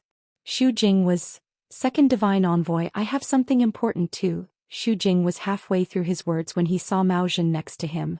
He couldn't help but pause. Yu Qian frowned. Chapter 24:12. Mao Zhen said that he had something to discuss with him and Xujing actually followed him. How could it be such a coincidence that everything happened at the same time? Then who should he listen to first? Xujing glanced at Mao Zhen and said softly, Second Divine Envoy, it's about the Herb Mountain. Yu Qian's heart skipped a beat. Mao Zhen's gaze wandered back and forth between the two of them for a moment before he laughed. Second divine envoy seems to be very busy, so I'll make a long story short. I want to make a trip to Fengming Mountain, and I would like to ask for your permission. Yu Qian's expression was slightly cold and he rejected without any hesitation. Patriarch Mao Zhen, I'm afraid that's not appropriate. Oh. Mao Zhen didn't seem surprised by his answer and his expression didn't change. Second divine envoy, you don't have to think too much. I'm only going there to pay my respects to my ancestors. I don't have any other intentions. Yu Qian's pupils constricted, and his gaze was sharp and cold as he looked at Mao Zhen. Mao Zhen smiled, but there was no smile in his eyes. My ancestors have been dead for 10,000 years, but they have never been able to sleep. As a junior, it's really hard to feel at ease. Although it's for the illusory god palace and the divine master, it's not too much for me to want to pay my respects to them, right? Although he was smiling, his expression wasn't gentle and there was even a hint of sharpness. Yu Qian stared at him for a long time before he raised his hand and threw out a jade pendant. Patriarch Mao Zhen, for Mao Yu's sake, I've always been polite to you. I hope you understand what you should do and what you shouldn't do. Mao Zhen held the jade pendant in his hand and looked at it for a while before smiling. Of course. After saying that, he nodded slightly at Xu Jing. I've said what I wanted to say, so I won't disturb the two divine envoys any longer. Then he left without any reluctance and his figure quickly disappeared from their sight. Xu Jing frowned. Second divine envoy Mao Zhen is the patriarch of the great phoenix dragon race. I'm afraid it's not appropriate for you to let him go to Fengming Mountain just like that, right? What if he wouldn't dare. Yu Qian's tone was firm. He didn't seem to want to talk about this and changed the topic. You mentioned a herb mountain just now. What's going on? Xu Jing took a deep breath and briefly recounted what had happened. Seeing that Yu Qian's expression was getting uglier and uglier, Xu Jing's voice became softer and softer. She felt guilty. But she also knew that there was nothing she could do. Relying on herself, it was indeed impossible to solve the problem of the herb mountain. Xu Jing knows that he is incompetent and has failed to live up to the expectations entrusted to him by the higher-ups. However, the heavenly gate was about to close and there was not much time left. Xu Jing was worried that something would happen if this dragged on. So, I have no choice but to ask for your help. Xu Jing is willing to bear any punishment. I only hope that you and the first oracle will consider it carefully. Don't wait until things are out of control before you deal with it. At that time it will be really troublesome. Yu Qian was indeed very angry with Xu Jing, but her words were not without reason. This was a matter of great importance. Although they were angry, they could not really stay out of it. Yu Qian was silent for a long time. Then he said coldly, "You didn't look for the first oracle about this matter?" Xu Jing looked hesitant. "I have already begged the first oracle several times before, but he refused to even meet me once. Let alone this matter?" In desperation she could only turn to Yu Qian for help. Yu Qian suddenly laughed. His voice was emotionless. "If you can't solve it, then this matter should be handed over to the first oracle. After all, I am only the second oracle. There are many things that I can't intervene in." Xu Jing was a little confused. Wasn't the second oracle in charge of the illusory god palace all these years when the first oracle was in seclusion? Why was he suddenly shirking his responsibilities now? What was going on? Xu Jing had known Yu Qian for a long time. She knew very well that Yu Qian would definitely be happy to solve these matters. But his attitude now, was it because the first oracle punished him by kneeling outside the door for 3 days? She muttered, "But the first oracle is unwilling to do anything. If even you, then what should we do if something really happens?" The consequences were not something that she could bear alone. "Second oracle, why don't you go and ask the first oracle personally?" The only one who was qualified to do so was the Yu Qian. However, Yu Qian's face became even gloomier after hearing this. He didn't want to go to the first oracle and be rejected again. But he had to solve this matter. After thinking for a while, he finally said, "You will go with me." In the quiet courtyard, leaves were piled up. A strong white figure suddenly flew over. Wuxia. It landed gracefully, looked around, and then roared in a certain direction. Roar. There was no response. Shueshue was stunned. A trace of doubt flashed in its ice-blue eyes. Roar. It roared again, but no one paid attention to it. What was going on? Previously, when it came, Hongyao would come out to play with it. It leaped onto the pile of leaves and scratched it a few times with its claws. Leaves flew everywhere. Hong Yao was nestled inside, looking listless. Xue Xue tilted its head, raised its claws and gently pushed it. Hong Yao gave it a fierce look. Very annoying. Don't disturb. Xue Xue was inexplicably angered and was confused. It subconsciously looked at the house next to it. Why are you angry with your master? Why are you venting your anger on me? Suddenly a knock came from outside. Knock knock. Hong Yao.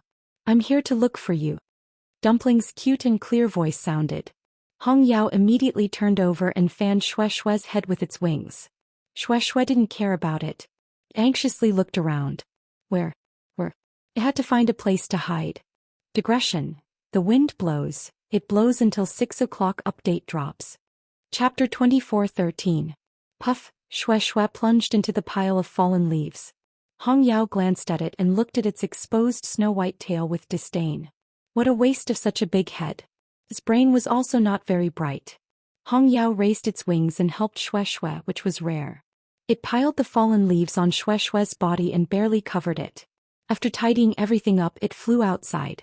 It couldn't open the door, so it could only fly in the air. Bang! The red demon bumped into the barrier. Dumpling, who was waiting outside the door, heard the sound and looked up.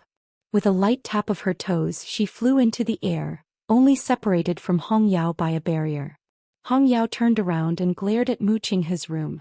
Hey! It shouted angrily. After a while, a hole finally opened in the barrier. Hong Yao immediately flashed out. Tuanzi brought it over at once.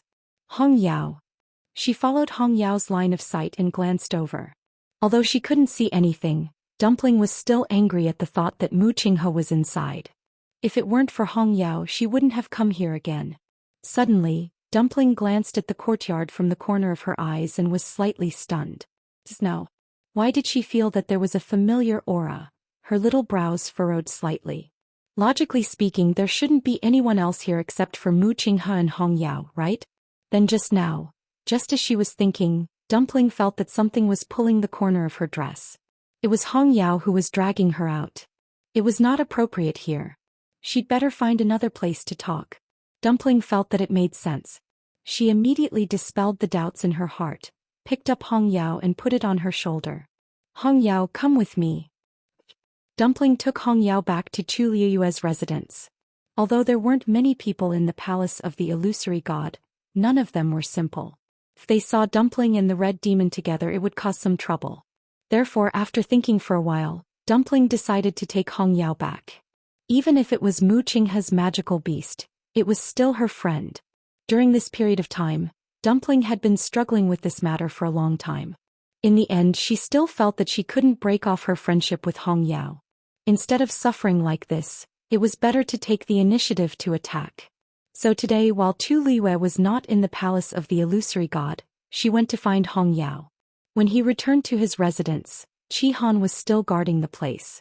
However, when he saw that Dumpling had brought Hong Yao back, his expression didn't change much. Instead, he let them in directly. After entering the room, Tuanzi closed the door and asked straightforwardly, Hong Yao, break the contract with Mu Qinghe. Hong Yao was stunned. In fact, it had already guessed Dumpling's thoughts, but when it heard it for real, it still felt a little shocked. Seeing that Hong Yao was silent, Dumpling leaned over and asked, is it because he won't let you go? Then I'll go find him later. Hong Yao shook its head. Dumpling frowned.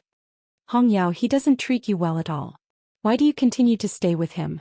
Come back and stay with us and you. Isn't that good? She really felt that Hong Yao was not good at all with Mu Qinghe. If it could come back and continue to be with them, that would be the best. A light flashed across Hong Yao's eyes, but it quickly dimmed down. If it could, of course, it also wanted to do so. But Hong Yao was silent for a long time and finally shook its head dejectedly. Dumpling looked at it in a daze. She had thought that Hong Yao would definitely agree to her proposal. Even if it didn't agree, it must be because it was afraid of Mu Qinghe. But now, it seemed that Hong Yao was unwilling to do so. Why? Dumpling was puzzled. Hong Yao, why? Although Mu Qinghe was its master, you had been very good to it all these years. Didn't it always want to follow you? Hong Yao turned its head away and refused to speak. Dumpling moved her head closer and Hong Yao turned its head away. Dumpling went around it again and Hong Yao turned around again. After this, Dumpling's patience was exhausted. She puffed up her cheeks. If you really don't want to, then I won't force you. Although she was a little puzzled, Dumpling couldn't get angry in her heart. Last time Hong Yao found out about what happened in the illusionary God Sea, it could be seen that Hong Yao still treated Ayu the same as before. But for some reason it refused to agree to leave Mu Qinghe. Even though it was clearly very angry with Mu Qinghe, it didn't matter. But what exactly happened to you all these years? You can tell me, right? Dumpling sat down on the stool opposite Hong Yao. Also, Hong Yao, did you already know that Mu Qinghe betrayed Ayu back then? Hong Yao immediately shook its head frantically. How could it do this to Ayu? Dumpling stared at it closely. You're his contractual fiend. You should know something, right? Hong Yao's eyes flashed with a hint of struggle. Qi Han stood outside the door. The illusionary god palace was as cold and lonely as ever. His eyes were deep, and the scar on his face added a bit of coldness to him. No one knew what he was thinking. Bang! The sound of the door being opened was heard. Qi Han turned around and saw a green shadow flying out quickly. Then Dumpling also ran out, stood by the door and shouted, "Go away. Don't come back if you leave. I won't talk to you anymore." Her small face was flushed red with anger, and her grape-like eyes were filled with glistening tears. Qi Han frowned. Did she quarrel with Hong Yao? Chapter 24:14. Hong Yao didn't even look back. In the blink of an eye, it disappeared. Dumpling stood there alone, holding the door frame with one hand. She pursed her lips, raised her hand and wiped away her tears. Then she turned around and went back into the house. Bang! She slammed the door shut without hesitation. Obviously she was very angry. Qi Han frowned even more. When they came back together, everything was fine. How come in the blink of an eye? He hesitated for a moment, then walked over and knocked on the door. Dumpling. Since his master wasn't around, he had to take care of her. After a short silence, a sobbing sound came from the room. Woo-woo, Qi Han paused. After thinking for a while, he swallowed the rest of his words and continued to guard the door. Yu Qian and Xu Jing soon arrived in front of Mu Qinghe's courtyard. Looking at the still tightly shut door, the two of them looked at each other. Both of them had suffered here before.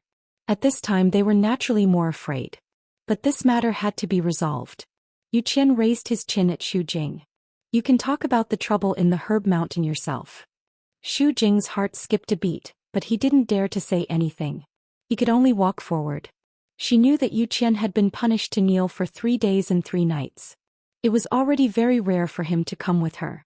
She didn't dare to ask Yu Qian to do anything else. However, just as she arrived in front of the door, before she could speak, she suddenly heard the sound of wings flapping. She subconsciously looked up and saw a green sparrow covered in green flames. It crossed the barrier and flew into the courtyard. Xu Jing was shocked. Then she quickly turned around and looked at Yu Qian. Second Oracle, did you see that just now? It seemed to be a 9th grade green sparrow. Yu Qian also frowned. When did such a magical beast appear in the palace of the illusory god? And it seemed to have a close relationship with the first oracle? Otherwise, it would never fly into this place. The first oracle has a contracted magical beast? When did this happen? Xu Jing looked confused. None of the divine envoys had a contract with a magical beast. Only the second divine envoy, Yu Qian, was in charge of the mythological beast mountain. But now this, Yu Qian shook his head and said in a deep voice, I don't know about this. After a moment he urged. Forget it. This is not something that you and I can ask about. It is better to report the matter as soon as possible and let the first messenger make a decision. Xu Jing could only nod. Yes. She took a deep breath, turned around and bowed respectfully. First Oracle, Xu Jing has something important to report. A moment later, an indifferent and cold voice came from inside. I already know about the barrier. You can go back now. Xu Jing choked. She hadn't said anything yet, but the first divine emissary already knew? Yu Qian's expression also changed. Over the years, the first oracle had almost never come out. But many things in the illusory god palace didn't seem to escape his control. This also made Yu Qian secretly shocked again. He thought that the first oracle had made up his mind to delegate power, but in fact he didn't have this intention at all. How could he compete with such a person? Yu Qian suppressed the chaotic thoughts in his heart and took the initiative to ask. First oracle, this matter is of great importance. Xu Jing alone can't solve it. You don't plan to do anything? The gate of heaven is about to close. The voice continued to sound. I have my own plans. With just a few words he had already expressed his attitude. Xu Jing and Yu Qian exchanged glances and saw a bit of confusion in each other's eyes. At this point, the first oracle still didn't show up? He said he had his own plans. What did he mean? Xu Jing wanted to continue asking, but Yu Qian had already spoken. Yes, we know. After saying that he gave Xu Jing a look. The two of them left in unison. After walking for a while, Xu Jing couldn't help but ask. Second oracle, what do you think the first oracle is planning to do? So many things have happened in the illusory god palace during this period, but he refused to show up. He can't be like this when the gate of heaven closes, right? Impossible. Yu Qian immediately denied her guess. At that time even the emperor will descend, let alone him. You just have to wait. Anyway, they had already said what they needed to say. If something really happened, it couldn't be completely blamed on them. Hearing that name, Xu Jing suddenly felt a deep sense of respect and fear. Immediately, she suddenly thought of something and asked hesitantly. By the way, there's something. Second oracle, do you know what the left divine general has been busy with recently? Yu Qian glanced at her. How would I know this? The left divine general and the right divine general were the emperor's most trusted confidants. They were also the two strongest generals under him. Their status was respected and their strength was unfathomable. Even he didn't dare to treat them casually in front of those two. How would he know this? Xu Jing nodded with some disappointment. In fact, she had already expected this result, but she was unwilling to accept it and still wanted to ask clearly. Why are you suddenly asking this?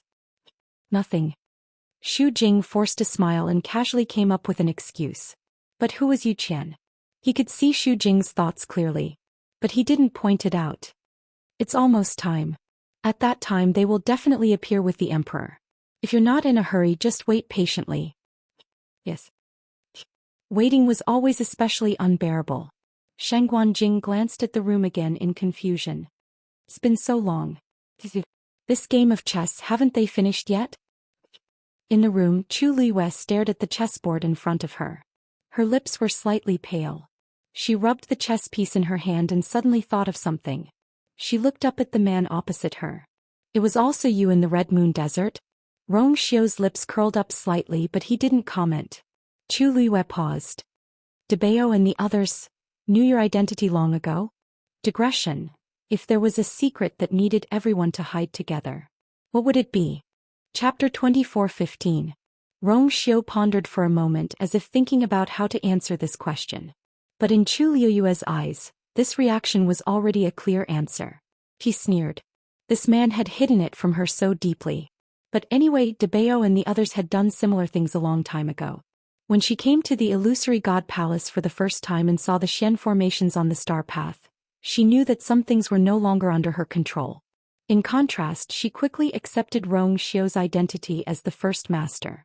Rong Xiu paused and said, they didn't know about what happened to Yao Chen at the beginning. Chu Liuyue's eyebrows moved slightly. What does this mean? She narrowed her eyes slightly and fixed her gaze on the man in front of her. Rong Xiu. Why are you suddenly telling me this at this time? Chu Liuyue asked softly. First master. If Rong Xiu didn't take the initiative to say it, she probably would never have thought of it. It didn't seem to matter even if these things were to be buried under the dust of time. But he still said it, and at this time. Rong Xiu smiled. There are some things that you will know eventually. In the past he didn't want her to know and did everything possible to hide it. But now he still had to say it. Rong Xiu thought of something and a layer of darkness covered his eyes. Bright flowing lights flickered and were reflected in his eyes, silently gathering. Chu Liuyue couldn't see through it. Rong Xiu was very thoughtful. Although she thought the same as this man most of the time, when he didn't want to show anything, no one could see through his thoughts. Including her. Rong Xiu suddenly asked. Aren't you angry?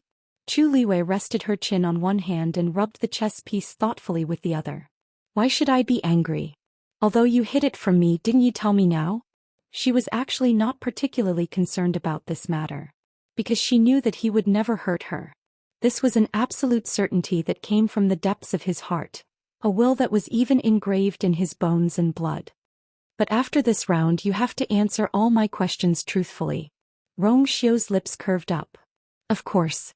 Chu Liwei made up his mind and finally put down the chess piece in his hand. Time passed.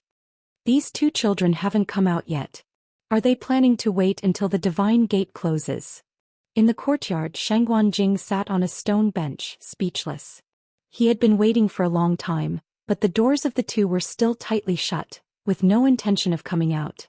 Apart from the fluctuations that he could faintly sense from the barrier, there was nothing else. After thinking for a moment, he suddenly stood up. Forget it. I'm not waiting anymore. He should first go to the illusory god palace to take a look. He knew that Dugu Malbao and Lan Shao were trapped inside. Previously he wanted to wait for Chu Liwei because he wanted to go with her and see if they could cooperate to find some clues. But now that she had not come out, she would probably be busy for a while. He could not wait any longer. Senior Shangguan, are you going to the palace of the illusory god? A crisp voice could be heard all of a sudden. Shangguanjing turned his head. Aunt 11? Is what's wrong? Aunt 11 thought for a moment and shook her head. My sister and I also want to go to the palace of the illusory god, but it might be a little difficult. Shangguanjing was a little curious. I heard the two of you talk about this before. Why? Are you curious about what it's like inside? Why don't I come back later and tell you about it? Aunt 11 shook her head. Well, she was not curious. He just wanted to go in. But this feeling was really hard to describe. She pursed her lips. Then I wish you the best. Shangguanjing did not think too much about it. He just thought that Aunt 11 and Aunt 12 were still children and wanted to go to the palace of the illusory god to take a look. Not to mention them, who in the entire palace of the illusory god didn't want to go in. It was normal. Just as he got up, he heard another series of footsteps. Hey, Tangguan. Wait. Shangguanjing turned his gaze and saw Tang Ku walking over quickly. Then Tang Ku handed over a jade bracelet. This is the interspatial bracelet I just made recently. There are some things I prepared for Lizzie in it. Can you help me send it over? Shangguanjing subconsciously took the bracelet and looked at him strangely. Senior Tang Ku, if you want to send it over, can't you go yourself? He was also a refining saint. It was easy for him to go in. Why did he have to ask him for help? The corner of Tang Ku's eyes twitched. I still have something to deal with, so I may not be able to go for the time being. Shangguanjing looked suspicious. Something? What could happen to him? If it was before, Tang Ku was mostly helping to guide him, it would be understandable. But now he had successfully broken through to become a refining saint. Logically speaking, Tang Ku should be free, right? Besides, everyone knew how Tang Ku treated Su Li. He clearly missed Su Li very much, but he refused to go to the palace of the illusory god. Senior Tang Ku, is it inconvenient? Shangguanjing asked tentatively. Tang Ku hurriedly waved his hand. Oh no. I really can't get away for the time being. Wait for a while, I'll go over. Shangguanjing did not quite believe his excuse, but since the other party had already said so much, there was no need to continue asking. He nodded. Senior Tang Ku, don't worry. I'll definitely help you send it over. Tang Ku secretly heaved a sigh of relief, gave a few more instructions and went back. The door was closed. Shangguanjing was stunned. It seemed that Tang Ku really did not plan to go now. He put away the bracelet and headed in the direction of the palace of the illusory god. Shangguanjing entered the palace of the illusory god very smoothly and quickly found Su Li's residence. He asked you to send it over? Su Li played with the bracelet in her hand. Her usually gentle eyebrows were tinged with interest at this time. It seems that he's really busy. Shangguanjing was speechless. Why did he suddenly feel cold? But fortunately, Su Li still accepted the bracelet. She raised her head and asked, how is little Yer now? I haven't seen her these few days. Shangguanjing briefly explained the situation to him. Su Li suddenly understood. But Holy Sun is really strange. Why does he want to play chess with little Yu at this time? Shangguanjing shook his head. Both of them have their own ideas. Maybe they have other plans. Rong Xiu's strength is tyrannical. The two of them can also improve their strength by exchanging pointers. He was also familiar with Rong Xiu. He deeply knew that the strength he displayed was far from what it seemed on the surface. Su Li nodded and said, you're right. But now little Yuo has finished walking the Star Road and comprehended all the Xian formations on it. Logically speaking, she's already very powerful. After a while, the gate of heaven will close. I don't know if she can ascend to heaven and become a god at that time. Chapter 24:16. She doesn't have a bloodline totem. Su Li frowned slightly. Sheng Wanjing paused. Actually, to him, this matter was also a mystery that he couldn't solve, because he knew very well that Chu Liwei had a bloodline power in her body. But it didn't belong to the Shangguan family. Even though he founded the Tianling dynasty single-handedly and went to the Divine Ruins world later and made a name for himself, that was all later. Chu Liwei shouldn't have a bloodline power in the first place. Sheng Wanjing used to be very curious about this. He wanted to ask about it several times, but he didn't have the chance. Until now, Chu Liwei successfully entered the palace of the illusory god, which shocked everyone. In fact, all of this was because Jin Yunlai didn't detect Chu Liu's bloodline power at the gate of heaven. Sheng Wanjing knew that there must be something wrong with this.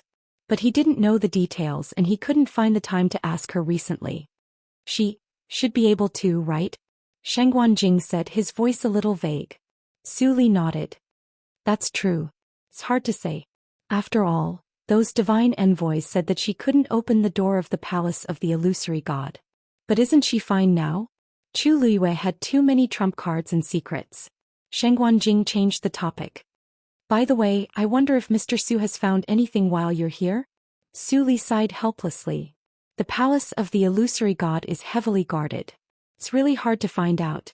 That's true. Sheng Wanjing wasn't surprised by this result. This matter couldn't be rushed. If it was really so easy to find, then he would suspect that there was something wrong with the palace of the illusory god. But Su Li suddenly thought of something and her expression changed slightly. But what? I saw someone go to the Chaos Holy Jade. Hesitation appeared on her face. Sheng Wanjing's expression froze. What's going on? Is there something wrong with the Chaos Holy Jade? The missing piece was now in Chu Liu's hands. He couldn't help but worry. Su Li held her breath and shook her head. Actually, it's not the Holy Primal Chaos Jade. It's the white jade pillars at the side. I saw someone go over there and add something to them. Sheng Wanjing was dumbfounded. Due to the distance, I couldn't see it very clearly. I only saw that after that thing was added, the flame on the white jade pillar burned even more vigorously than before. Su Li bit her lip. Sheng Wanjing frowned as countless guesses flashed through his mind. When he came in, he had an impression of those white jade pillars. He paused for a moment and said slowly, "This doesn't seem to be wrong. Wasn't the flame on the white jade pillar burning all the time? That's the problem." Su Li's voice became softer. "I've already asked Xiao Ran before, and he said that these white jade pillars were indestructible 10,000 years ago. There is no need to add anything at all." "You mean this?" Xiao Ran, who was lying lazily in his courtyard, paused when he heard the two's question. He sat up with a toothpick in his mouth. "Yeah, it's always been like that." He raised his chin and looked in the direction of the illusory god palace's main hall. "The chaotic holy jade is closely related to the divine master. The flame on those white jade pillars was also nourished by the divine master's own divine power. That's why it hasn't been extinguished for 10,000 years. Is there a problem?" Sheng Wanjing and Su Li looked at each other. It seemed that Xiao Ran didn't know that the white jade pillars needed extra care. Now, it was purely an accident that Su Li saw it that day. She didn't think there was a problem at first, but then she met Xiao Ran and chatted with him. When she heard Xiao Ran's words, she knew that something was wrong and immediately suppressed the matter. When she asked again today as expected, "What's with your expressions?" Xiao Ran bit the toothpick and looked back and forth between the two. "Everyone in the illusory god palace knows about this." "Oh right, you just came here not long ago, so it's normal that you don't know about this." Su Li showed a look of understanding and her eyes darkened. "I see. In that case there really was a problem." At this moment a gust of wind blew.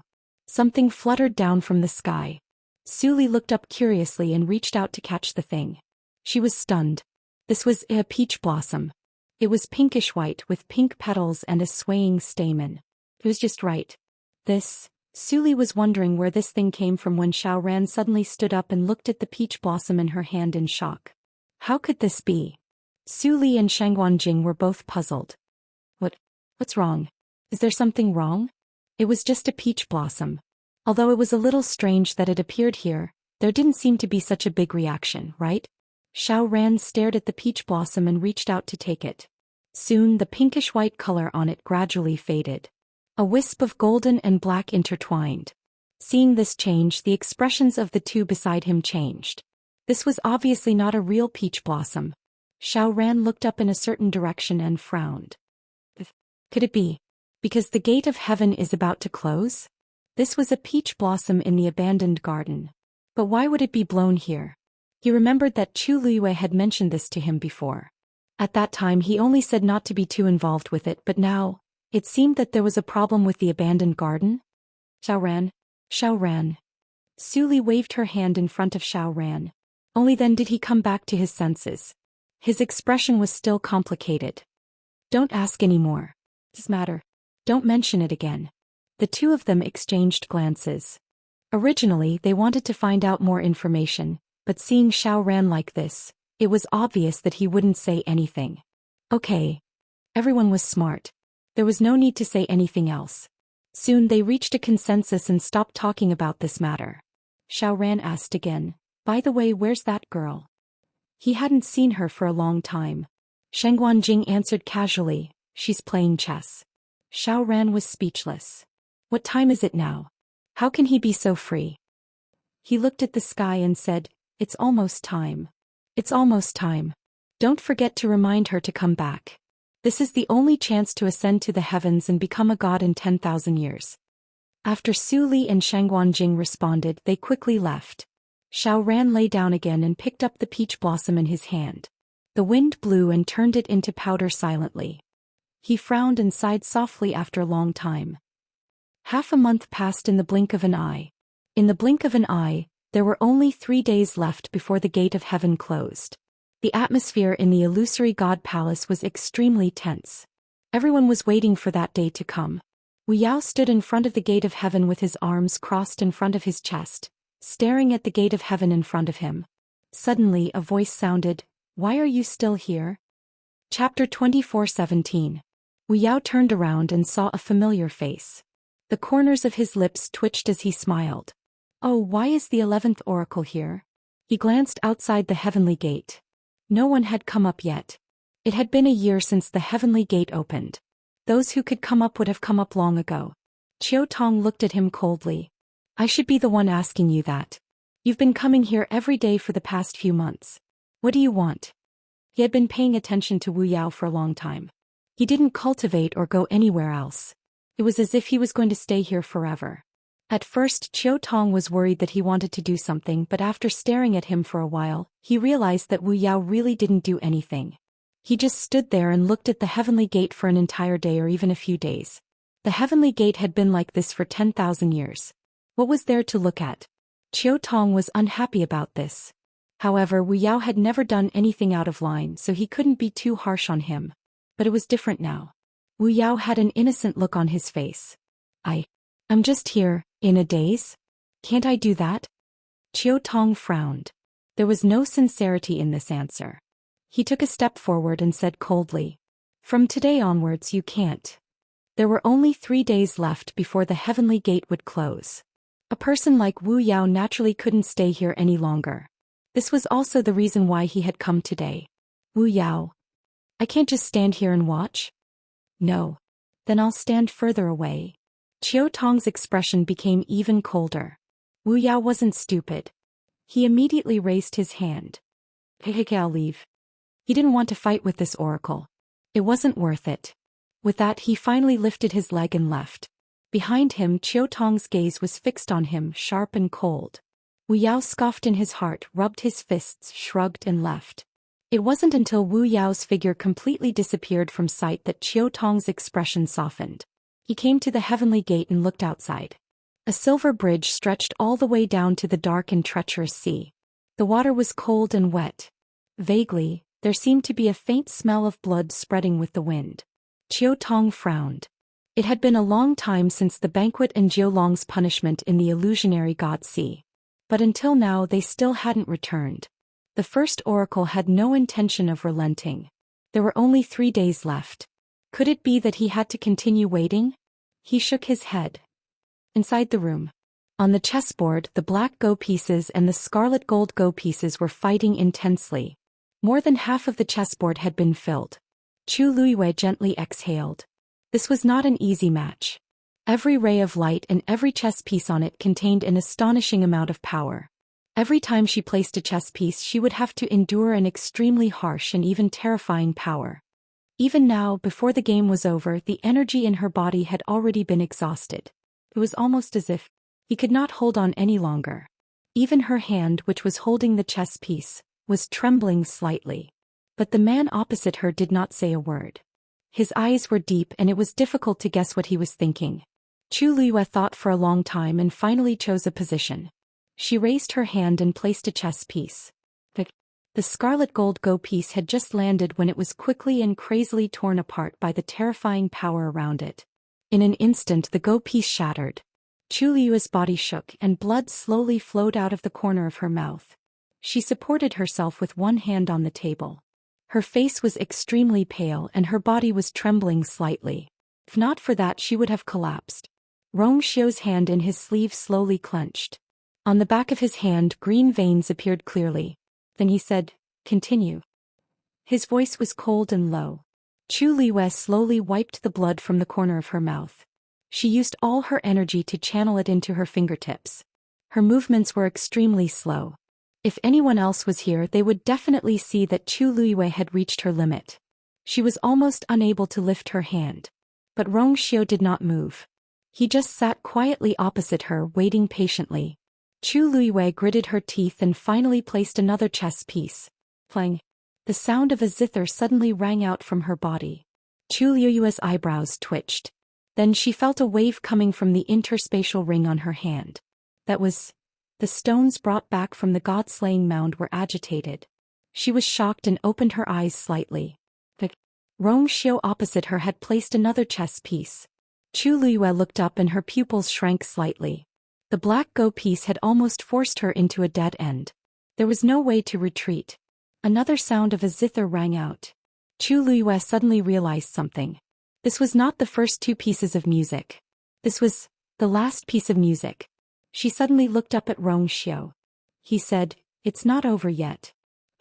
In the god-slaying mound. The sky was dark and dark clouds gathered. A rough wind blew across the wilderness, stirring up the sand. Everything was foggy as if covered with a layer of gauze. It was impossible to see clearly. There was no one here. It was as silent as a huge tomb. Countless broken tombstones were scattered on the ground, full of indescribable desolation and sorrow. The black wall that stood between the heavens and the earth was silent. After a long time there seemed to be a voice, laughing but not laughing. Finally this day has come. She had really waited for a long time. Digression, 6 o'clock. Chapter 24:18. The sound of the zither rang out, solemn and desolate. Sound after sound rang out in succession. It was slow and firm, creating a unique melody. That was the third zither score. At this moment, under the combined effects of many forces, the last piece of the zither score hidden in Chu Luiwei's body began to merge. Every sound fell clearly into her ears, enveloping her. The entire room seemed to be squeezed tight by the sound of the zither. The blood in her body surged rapidly, almost boiling. Chu Luiwei took a deep breath, swallowed the thick blood between her lips and teeth and continued playing. A layer of dazzling golden barrier surrounded the entire room. No matter how much energy there was, it was completely devoured and annihilated. Not a single bit leaked out. Therefore, even though they were close by, the others in the courtyard did not know what was going on inside. Wu Yao returned to the courtyard, only glanced over a few times, then went to the back to practice his martial arts. Hua Shuangshuang opened the door and the golden-winged black-boned beast instantly flew over. At his feet, a small wind-treading tiger also jumped onto his calf. He laughed heartily and picked up the small wind-treading tiger. Little Hachi was sleeping on a rattan chair, her head slightly tilted.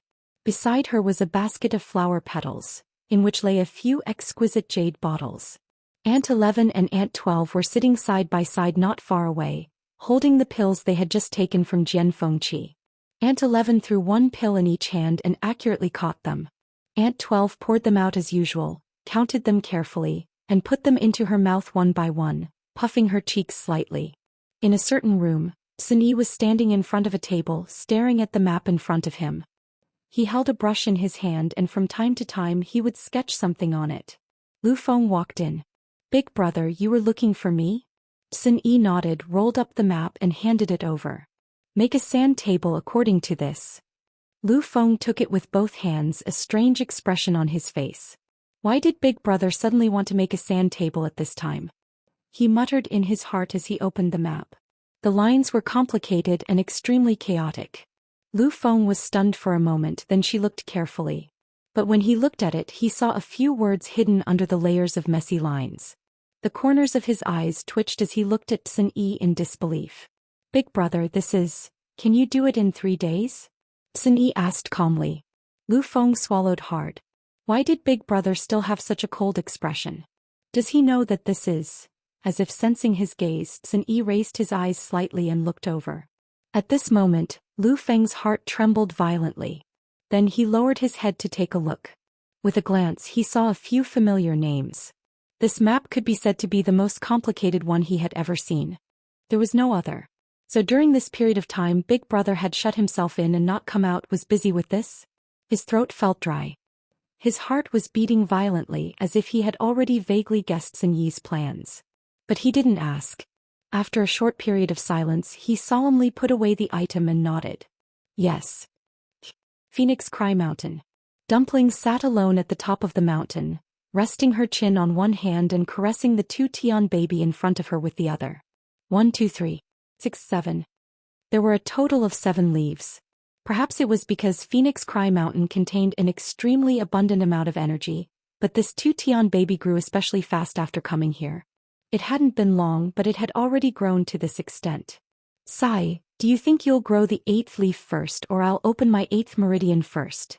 Dumpling asked with a serious expression. No one answered. A gentle breeze blew and the emerald leaves swayed with it. Dumpling sighed and summoned the ancestor's golden feather. Her chubby little hands held the pure gold feather carefully. She stared at it for a while and pouted slightly. Grandpa clan leader was still asleep. She had tried many times to wake him up, but there was no progress. Dumpling guessed that she would have to wait until she opened her 9th meridian. She held the ancestor's golden feather and looked at it for a while. Suddenly a voice sounded. Her heart skipped a beat and she immediately put away the ancestor's golden feather, stood up and looked at the person who came. However, when she saw that it was Mao Zhen, she relaxed a little. Mao Zhen sized up Dumpling and secretly exclaimed. He had long known that Dumpling was sent here to cultivate, but he didn't know that she had improved so much in such a short period of time. The aura on her body was many times stronger than when he first met her. "Grandpa Mao Zhen?" Dumpling called out crisply. She knew that Mao Zhen had already been at Fengming Mountain for more than half a month, but because he had only been walking around nearby and did not go up the mountain, the two of them did not meet. Today was the first time they officially met. This call made Mao Zhen's heart burst with joy. Although Dumpling was from the Crimson Gold Sky Phoenix clan, her soft and cute appearance was too lethal. When had Mao Zhen ever been called grandfather by such a little kid? Hearing this, his entire heart melted, and even his expression became gentler and more amiable. Hey, good Dumpling," Mao Zhen replied, grinning from ear to ear. Dumpling asked curiously, "Grandpa Mao Zhen, what are you doing here?" Speaking of this, Mao Zhen's expression became slightly restrained. After a moment he sighed softly. "I came to pay my respects to the ancestors." Dumpling was stunned. When she reacted, her face was filled with shock. "Ancestor? But this was Fengming Mountain." Chapter 24:19. Didn't the second divine envoy say that this used to be Ancestor Yi Ling's territory? Why would Mao Zhen come here if he wanted to pay respects to his ancestors? Looking at Dumpling's terrified expression, Mao Zhen held his forehead helplessly. "Dumpling, don't think too much. It's just that the great phoenix dragon ancestor also died here." "Ah? Oh, is he?" Dumpling thought about it and finally understood what he meant. She heaved a sigh of relief. But on second thought she frowned again. "But I've been here for a long time, but I don't seem to sense the aura of the great Phoenix Dragon clan." This place was filled with the power of the Crimson Gold Sky Phoenix clan. If Mao Zhen didn't say it, she wouldn't have thought of it. Mao Zhen's expression froze. Then he forced a smile that didn't seem to be smiling. I know. Dumpling saw that his expression wasn't right. She placed her hands behind her back and lightly drew on the ground with the tip of her foot. After a while she asked softly, Grandpa Mao Zhen, did I say something wrong? She seemed to have said something that she shouldn't have. Mao Zhen was slightly stunned. Then he smiled and shook his head. No, it's all in the past. It has nothing to do with you. Don't take it to heart. Dumpling replied with an, oh, and sighed softly.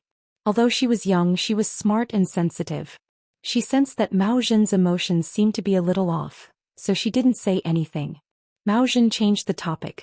You're about to open your 8th meridian? Dumpling blinked and nodded. Yes. There was nothing to hide. After all, her ultimate goal was to open her 9th meridian. Mao Zhen sighed. Very good, he had actually opened his 8th meridian.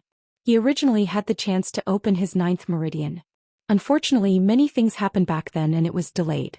It was already very difficult to live again, so he didn't have any extravagant hopes.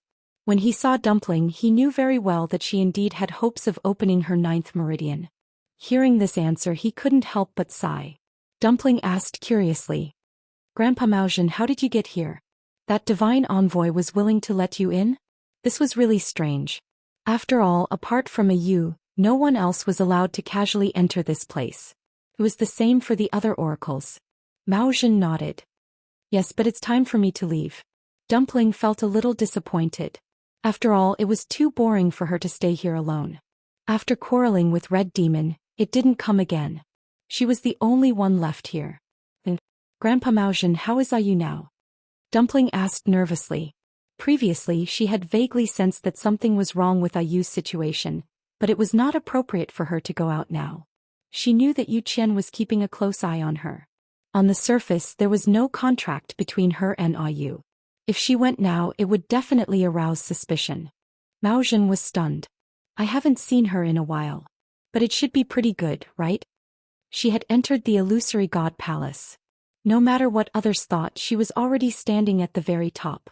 There was nothing for her to worry about. Dumpling pursed her lips. She knew that she couldn't get anything out of Mao Zhen. That's good, puff. Suddenly, a subtle sound came from Dumpling's side. She looked down in surprise and her big grape-like eyes immediately widened. The heaven-wrecking holy seed had actually sprouted an 8th leaf. Just at that moment, almost at the same time, she felt that there seemed to be a vigorous force in her body that suddenly stirred up a storm. Dumpling was shocked and subconsciously looked in a certain direction. What was going on with Iki? Why did her strength suddenly soar? All that was left in Chu Liuyue's ears was the sound of the zither. The tune seemed to come from a very distant time and space, but it also seemed to fly up from the deepest corner of her body. One song, one sound. She supported herself on the table with one hand. Because of the force, her knuckles were faintly white. The other hand was holding a chess piece. Her eyes reflected the resplendent light on the chessboard. Other than that, there was nothing else. She gritted her teeth and put down the chess piece in her hand. Smack. In an instant, the surrounding power rushed in crazily. Chu Liuyue's eyes were dark and bright. She stared without blinking. She had almost exhausted all the strength in her body and was now in a state of overdraft. She was purely relying on the last of her willpower to hold on. However, in the unseen world, every time she thought that she was going to die, there would always be a surge of power in her body. That was the power that had been accumulated in various parts of her body over the years. It could be seen that she was now forced into a desperate situation. In such a desperate situation, she could only fight back. However, from the beginning to the end, the gorgeous water droplet in her dantian did not produce any waves. If she had the support of this power, she would not have been so cruel. But there was none. Therefore, Chu Liyue could only desperately search for the remaining power in her body and piece together the third zither score bit by bit. Waves of exhaustion rushed in, and the sound of the zither almost broke her eardrums. Only in her dantian, the first 2 zither scores that had been fused were still silent and did not give any response. Only that dazzling radiance quietly flickered. Illusory God Palace. Creak. The door opened and a tall figure walked out of the room. He was wearing a gray-blue brocade robe. His steps were calm and his temperament was calm. He was walking towards the main hall of the illusory god palace. Digression. God, why do I feel like I'm taking a big step towards the end? I don't want to whimper. Chapter 24:20. It was quiet all around. Only a gentle breeze blew, lifting up the corner of his clothes. His eyes were calm and indifferent. No emotions could be seen. Soon he arrived in front of the main hall and stood still. In front of him there were 9 flights of stairs. He lifted his foot and went up.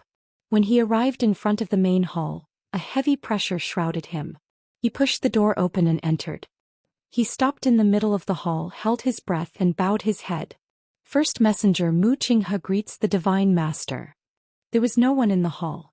Countless lights on the surrounding walls flickered. After a long time, a low and hoarse voice finally sounded from the hall.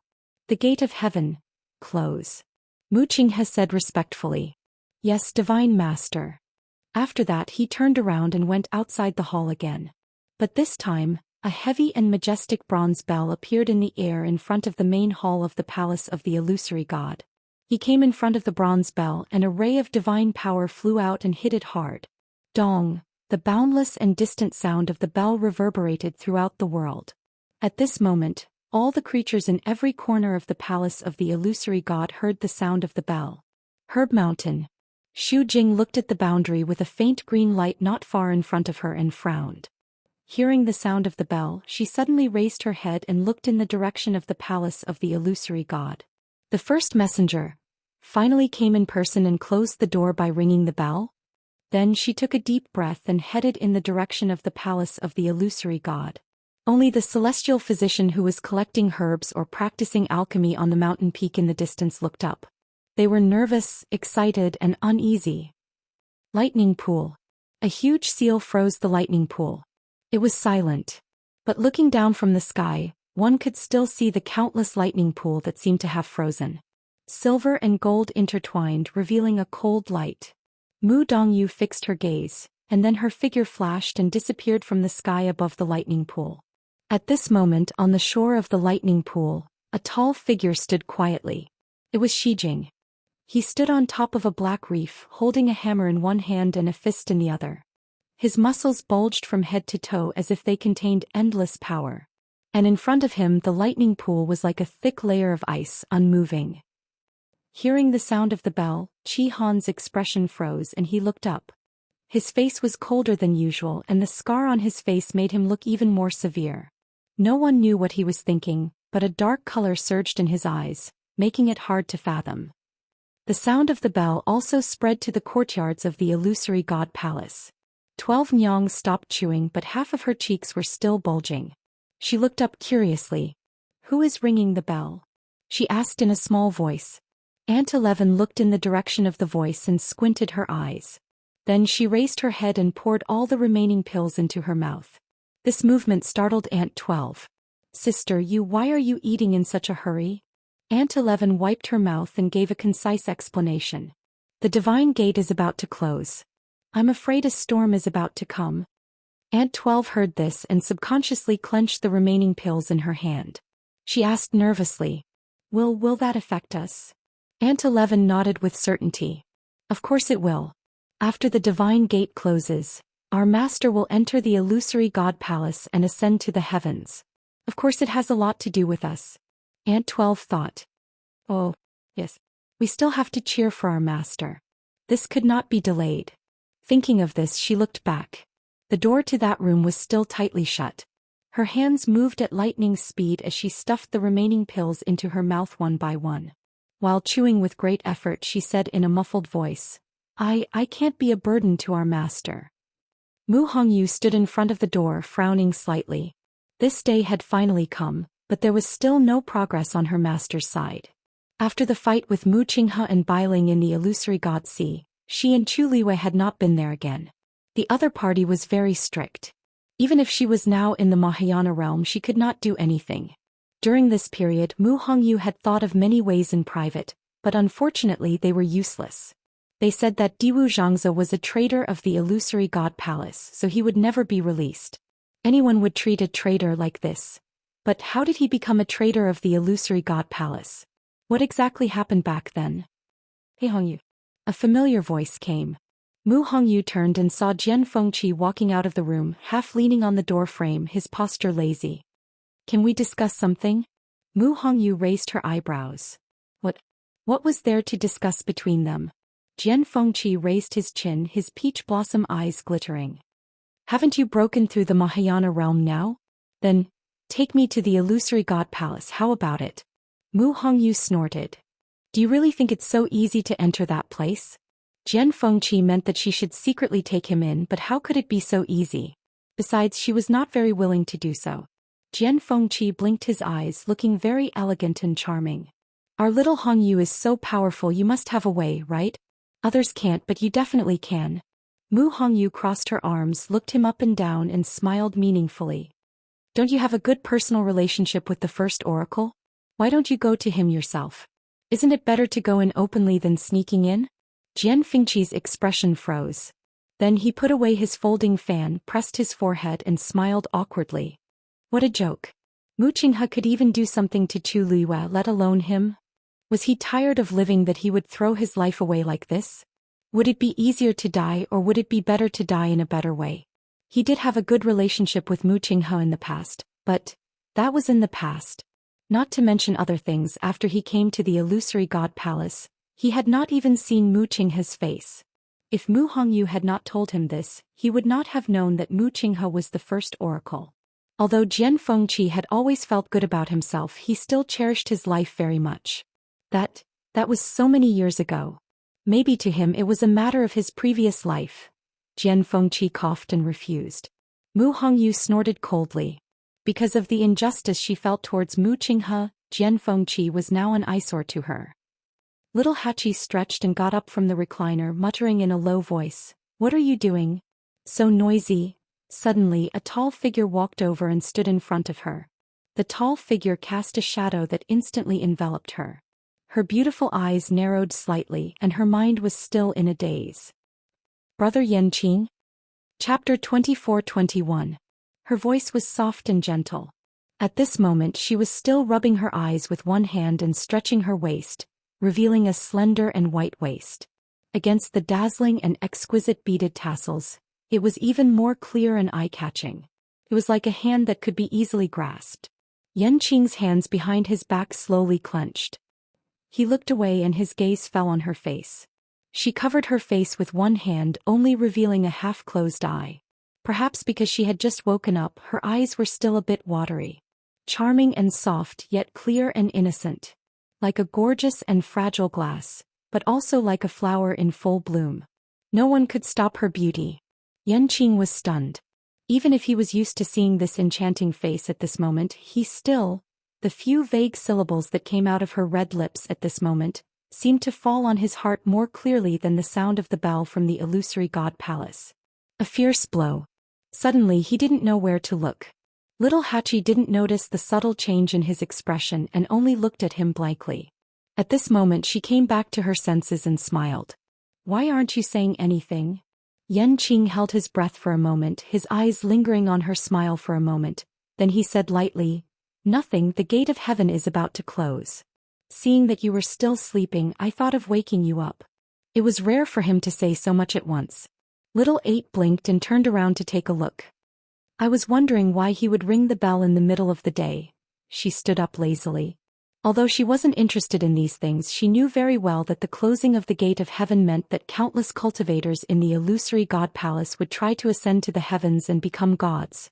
It would be very lively. He still wanted to see this. Yanqing was originally standing in front of the recliner. When little Hachi stood up, the distance between the two was instantly shortened. A warm and fragrant wind blew over. It was the smell of her body. Yanqing calmly took a step back. Little Hachi glanced at him and secretly laughed. "Lord Yanqing, are you so afraid of me?" When she came back to her senses, she realized that she was still in her own courtyard, so she naturally reverted to how she addressed him. Yanqing's eyes drooped slightly and her voice was cold. Little Hachi misunderstood. The rest of his words suddenly stopped. A soft, boneless hand had already landed on his shoulder and gently patted him. "I was just joking." Yanqing Darren is upright and outspoken. It's not the first time this miss knows that she has restrained herself and returned to etiquette. Little Hachi smiled at him. Thanks. Yanqing pursed her lips. However, little 8 quickly retracted his hand and walked towards Aunt 11 and the others while holding the corner of his skirt. The heavenly gate is about to close. Why didn't you call me? I almost missed such a big show. The sound gradually faded away. 12th Nyang opened her mouth softly. Sister 8, didn't you say that I wasn't allowed to wake you up when you were sleeping? She said that it was a beauty sleep to maintain one's appearance. In the past, every time Sister 8 was woken up from her sleep, she would go berserk.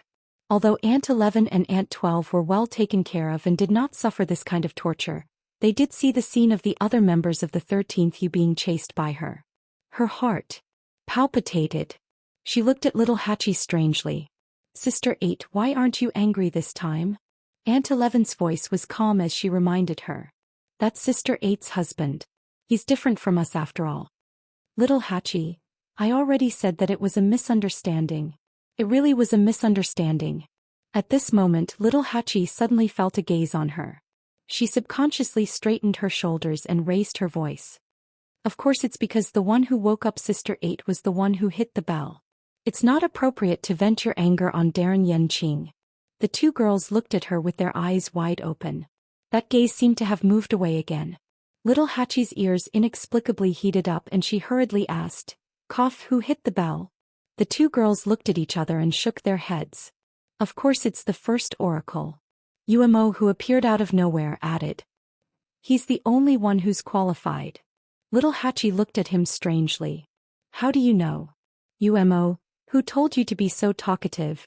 You were just watching the show in the dark on a whim and now you're telling the truth. Yanqing glanced at him coldly and had no intention of helping him. Umo looked up at the sky. This? Everyone knows. Really? Go out and ask who hasn't heard of this in the illusory god palace. Besides, it's obvious that it's the first oracle. Little Hachi stared at him for a while. Is that so? Uemo silently shut his mouth. Yanqing, this brat really forgot about his brothers when he got a wife. Let's see how he's going to explain it to them later. Thinking of this, Umo's mood finally improved. He touched his chin and chuckled. Why haven't Master and His Highness Saint come out yet? Aunt 11 asked. Her voice immediately broke Umo's fantasy. The corner of his mouth twitched and he turned around to look. It seems that Master's situation isn't any better. Dong, the sound of the bell came from afar and fell into her ears. Chu Liuyue's heart trembled. At this moment, a ray of light flashed through her mind. She almost couldn't control herself and placed the last piece. Playing. The fragmented sounds of the zither had finally connected completely. The third zither music score. Complete reunion. A gorgeous water droplet appeared in her dantian. Compared to the previous one, this one was much smaller. Then, without any warning, it suddenly slammed into the original one. Boom. Chapter 24-22. Chu Liuyue's mind buzzed and she momentarily blanked out. However, she soon realized that the situation was different from what she had expected. Following this incomparably violent collision, the water droplet from before was suddenly split into two. The three water droplets that shone brilliantly were suspended in the air, facing each other. The third zither score did not merge with the first two. It was even dismantled. Chu Liyue was stunned. Suddenly, there was a fluctuation of energy in front of her.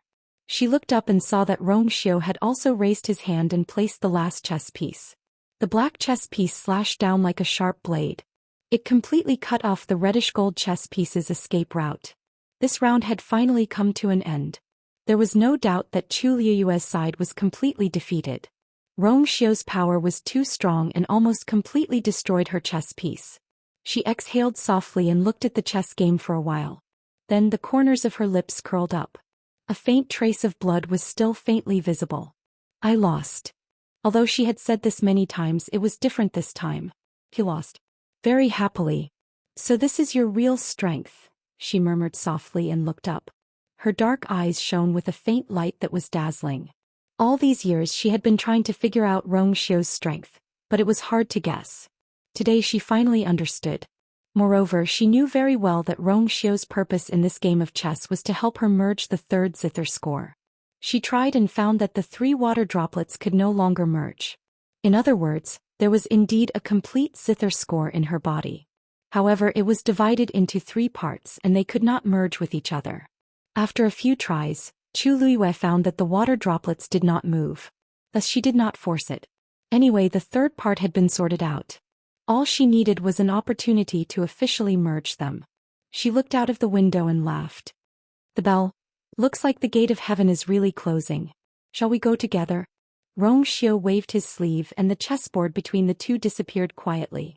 He finally got up and walked over. Chu Luiyue looked at him strangely. But, Rong Xiu came to her and bent down slightly.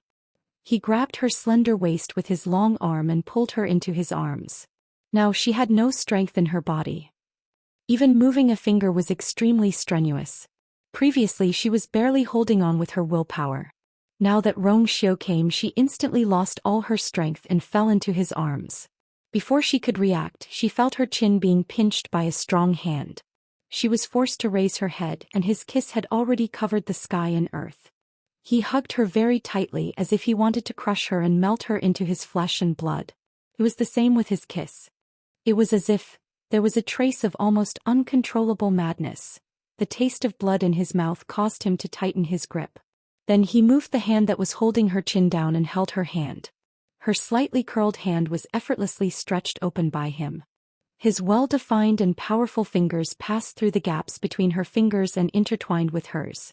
Then Chu Luiyue felt a warm and powerful force enter her body through her palm. She moved as if she wanted to say something. But he held her even tighter. Chu Luiyue was a little confused. Although she had lost more than half of her strength now that the Guqin score was in her body, she only needed to recuperate for a while to recover. But Rong Xiu, she rarely saw him like this. No, or rather she had never seen it before. It was as if he was desperately trying to hold on to something, with some kind of suppressed emotion that was about to burst out. Her heart suddenly ached. She raised her head slightly and licked his lips in response. She snuggled tightly in his arms. Even if her bones were about to be crushed by this force, she still wanted to give him more. Rong Xiu. Xiu. Her syllables were blurred between her lips and teeth, broken and overflowing. I am, she said in a low and firm voice. This voice seemed to have finally woken Rong Xiu up. His movements slowed down and became much gentler. He finally let her go and kissed her lips gently between her eyebrows and the top of her head. A low and slightly hoarse voice came from the top of her head. Wait for me in the illusory god palace.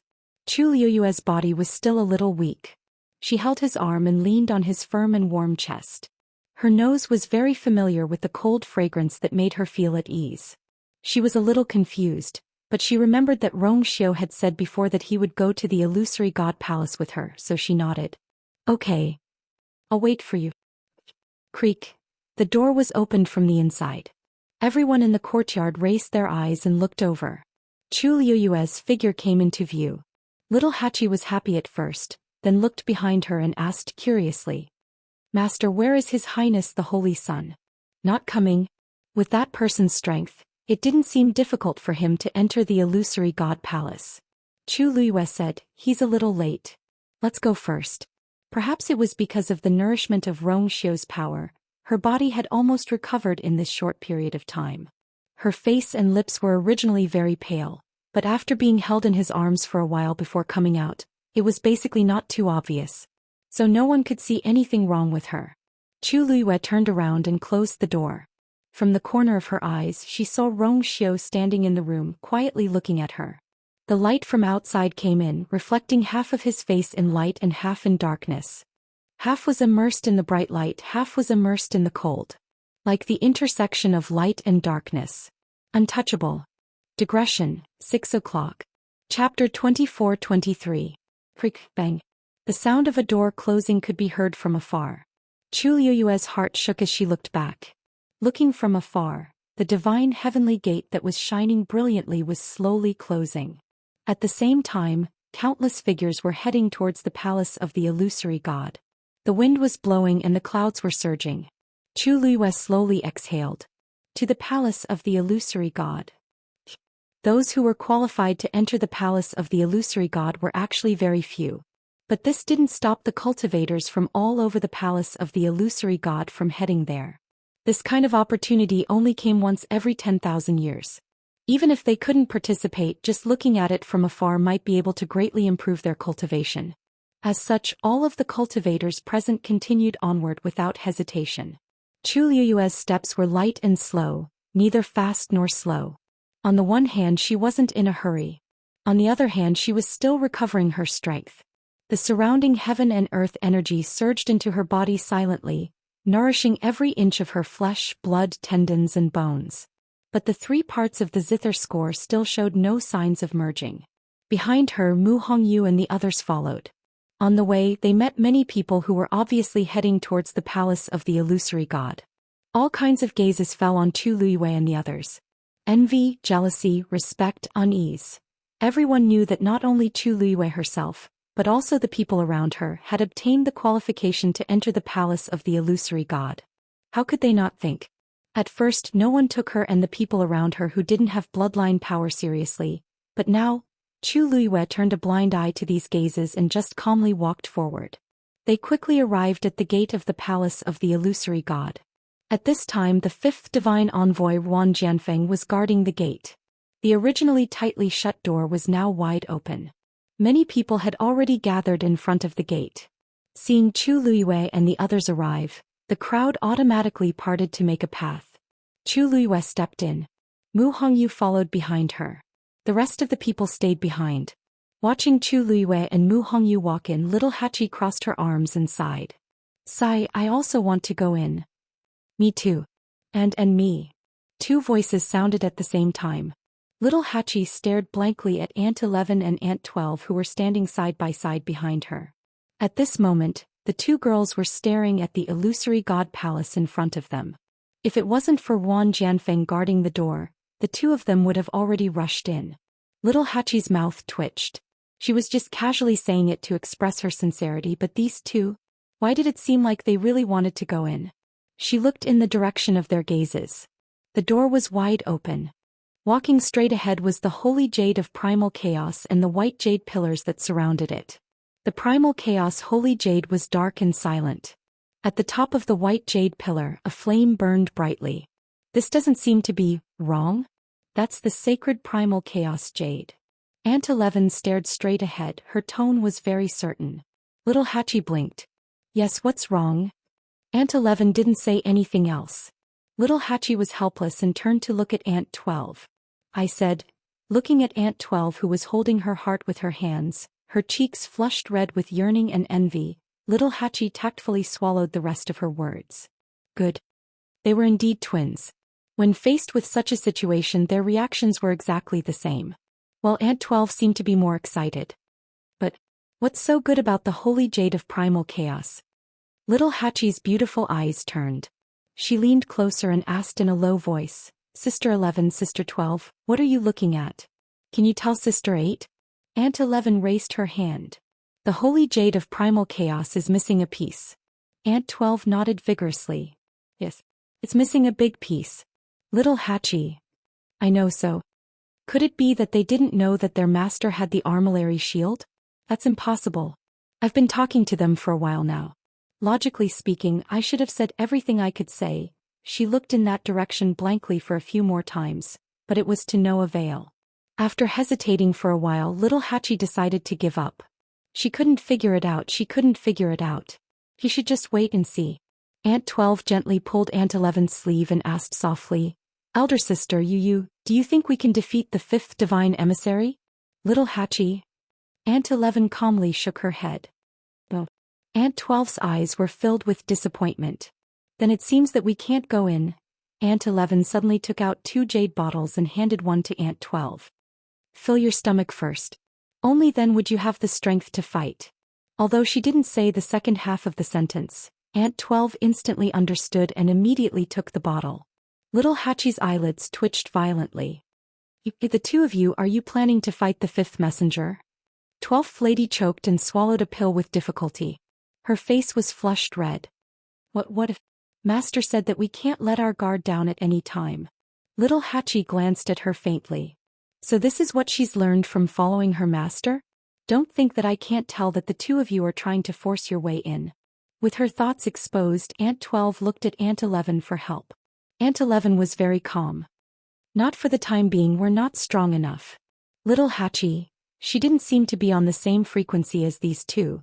Did this mean that as long as they were strong enough they would really have to fight? After thinking about it carefully, little Hachi decided to fulfill her duty as Sister 8. You're still young. Don't think about fighting and killing all day. How can you solve problems with violence when you encounter them? The two girls looked over at her together. Little Hachi said earnestly, when Master ascends to the heavens and becomes a god, maybe he can make an exception and bring us in, right? If it doesn't work, there's still 7th brother. Little Hongyu is also not bad. Oh, there's still Mr. Su and Senior Shangguan. Something will happen. Aunt 11 held her breath and nodded seriously. 8 sister, you're right. A shy smile appeared on Aunt 12's face. Then does this mean that we just have to wait here? Little Hachi nodded elegantly. Of course. Chapter 24. More and more people gathered outside the gate of the illusory god palace. No one knew that the courtyard, which was bustling with noise and excitement just now, had already quieted down. A few figures quietly left. After Chu Liwei entered, she quickly met Su Li and Shangguan Jing, who came to welcome her. Little you're finally here. Su Li quickly stepped forward. I was worried that you would be delayed because of the chess game with the saint. Chu Liwei smiled and raised her gaze, looking in the direction of the main hall of the illusory god palace. There, on the 9th step, a familiar figure was quietly standing there. Beside him there was a huge bronze bell. Obviously the sound of the bell just now came from there. She slowly said, the first divine envoy personally came out to ring the bell and close the door. Such a big movement. There should be no one in the entire illusory god palace who doesn't know about it, right? Why would there be a delay? Shangguan Jing looked at her with a complicated expression. He wanted to say something, but in the end he swallowed his words. After hearing the bell, he came out to take a look and saw that the first divine envoy was actually. Originally he didn't dare to believe it, but looking at Chu Liyue's reaction, there was no doubt. Moreover, she seemed to have known about it long ago. Su Li noticed that there was something wrong with her expression and attitude. It was a little strange. Little what happened to you? She followed Chu Liyue's gaze. She didn't know if it was an illusion, but she felt that the way Chu Liyue looked at the first divine envoy was as if she was looking at a very familiar person. She paused and said hesitantly, "No, the first divine envoy?" Su Li had never seen Mu Qinghe before, so she didn't know much about Chu Liyue's past in Tianling. Naturally, she didn't understand the current situation. Chu Liwei gently raised the corner of her lips and said, "How could it be? That's the first divine envoy." Shangguan Jing sighed softly. Su Li's gaze moved between the two of them and she was a little confused. At this moment, a casual voice with a smile sounded. "Little you're finally willing to come?" Chu Liyue's gaze shifted slightly and the smile on his lips deepened. "Senior Xiaoran." Xiaoran's hands were behind his head and there was a toothpick in his mouth. His whole body was filled with indifference and laziness. He didn't look like someone who had lived for tens of thousands of years. Instead, he still looked like a teenager. When he heard how Tu Liwei addressed him, he snorted and teased him. "I really don't dare to be called senior now. I should be the one calling you master." If it wasn't for Chu Liyue's advice, he would still be standing outside, bemoaning his inadequacy. How could he enter the illusory shrine? Chu Liwei knew he was joking, so he only laughed. "You're flattering me." Xiaoran looked at her from head to toe. Suddenly his expression changed. The aura on your body seems to be somewhat different from before." He couldn't tell what was different, but if he looked closely he could see it. Chu Liyue's smile didn't change. "The gate of heaven is closed, and many cultivators are about to ascend to the heavens and become gods. There is only one chance, so I naturally have to make more preparations." Xiaoran touched his chin. That's true. Although it had always been said that cultivators without bloodline totems would never be able to ascend to the heavens and become gods. But for some reason he felt that Chu Liwei had this hope. Maybe it was because she had done too many shocking things in the year she had been in the illusory god palace. Back then, everyone thought that she would be forced to leave after staying here for a month. But in the end, not only did she stay until now, but she also openly entered the illusory shrine. Most of the people outside had bloodline totems, but in the end, They were still watching from the outside. So now Xiaoran was very suspicious of this matter. He even secretly felt that Tu Liwei might really be able to ascend to the heavens and become a god this time. Hey, I just heard you guys talking about the first divine envoy. Xiaoran looked towards the main hall of the illusory god palace and clicked his tongue. The first divine envoy hasn't shown his face for many years. Only such a big matter can invite him. At this moment, several figures appeared one after another at the bottom of the 9 steps of the main hall of the illusory god palace. Chu Luiyuan narrowed her eyes slightly. She was familiar with most of them. The other divine envoys have also arrived, she said softly. Xiaoran nodded. Yes. According to the usual practice, all the divine envoys have to come. As far as the eye could see, Yu Qian and Jin Yunlai had already arrived. Xu Jing and Mu Dongyu were also behind them. There was also one more person that Chu Luiyue hadn't seen before.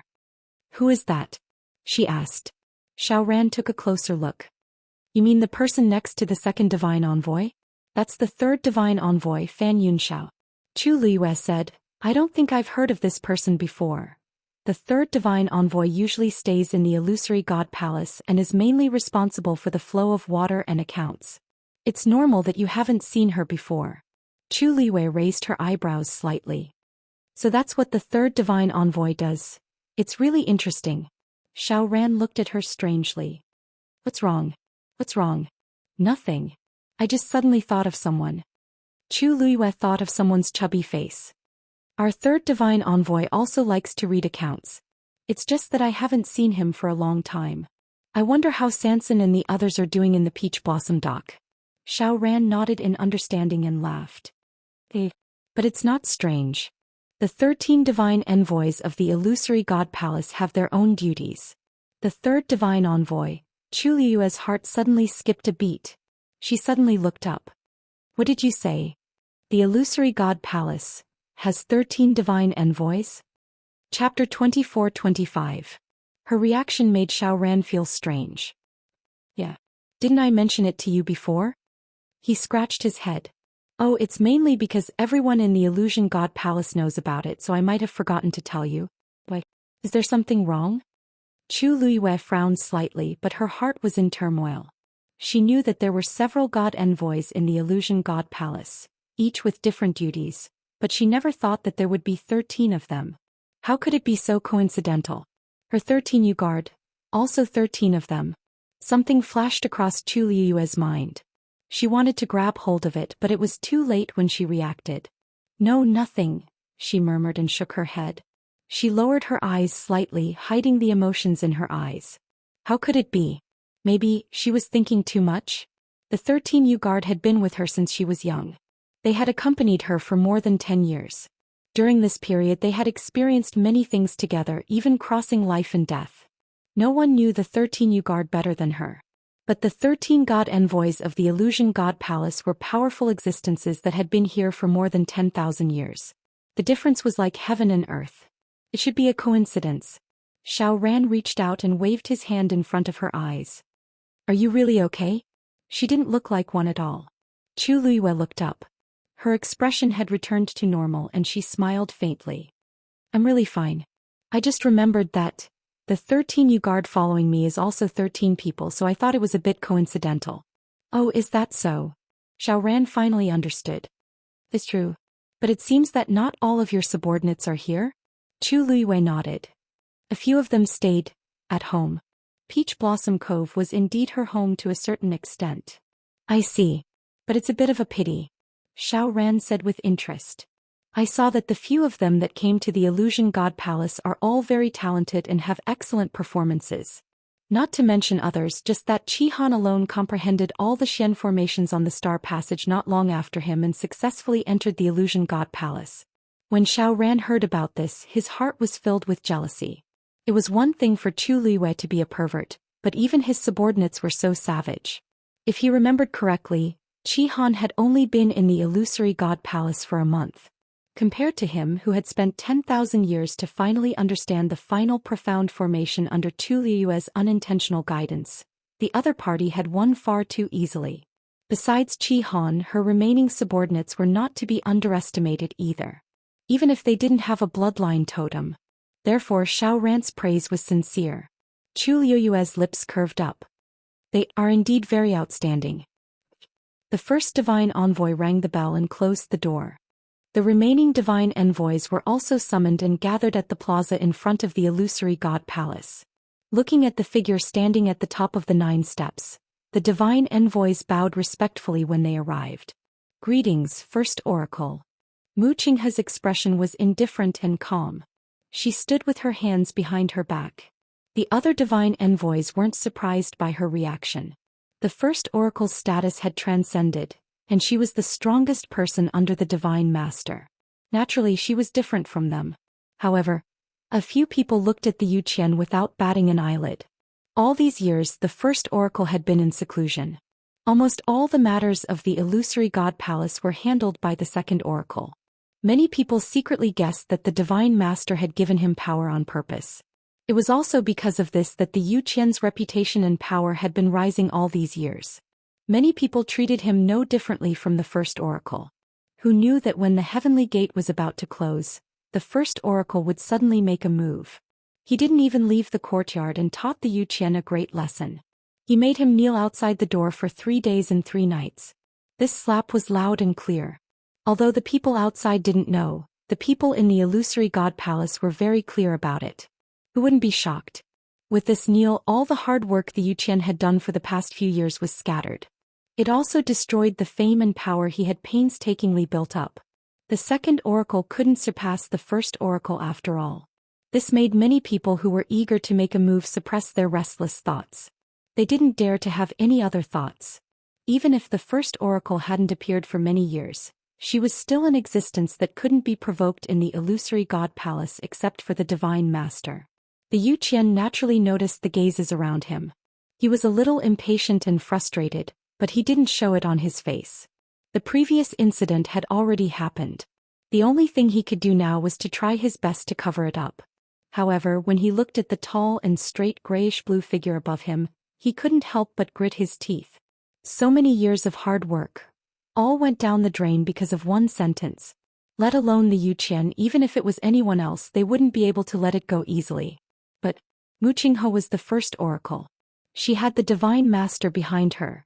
Thinking of this, the Zhou Xian retracted his gaze. He looked around and frowned slightly. Why aren't Jiulong and Xian back yet?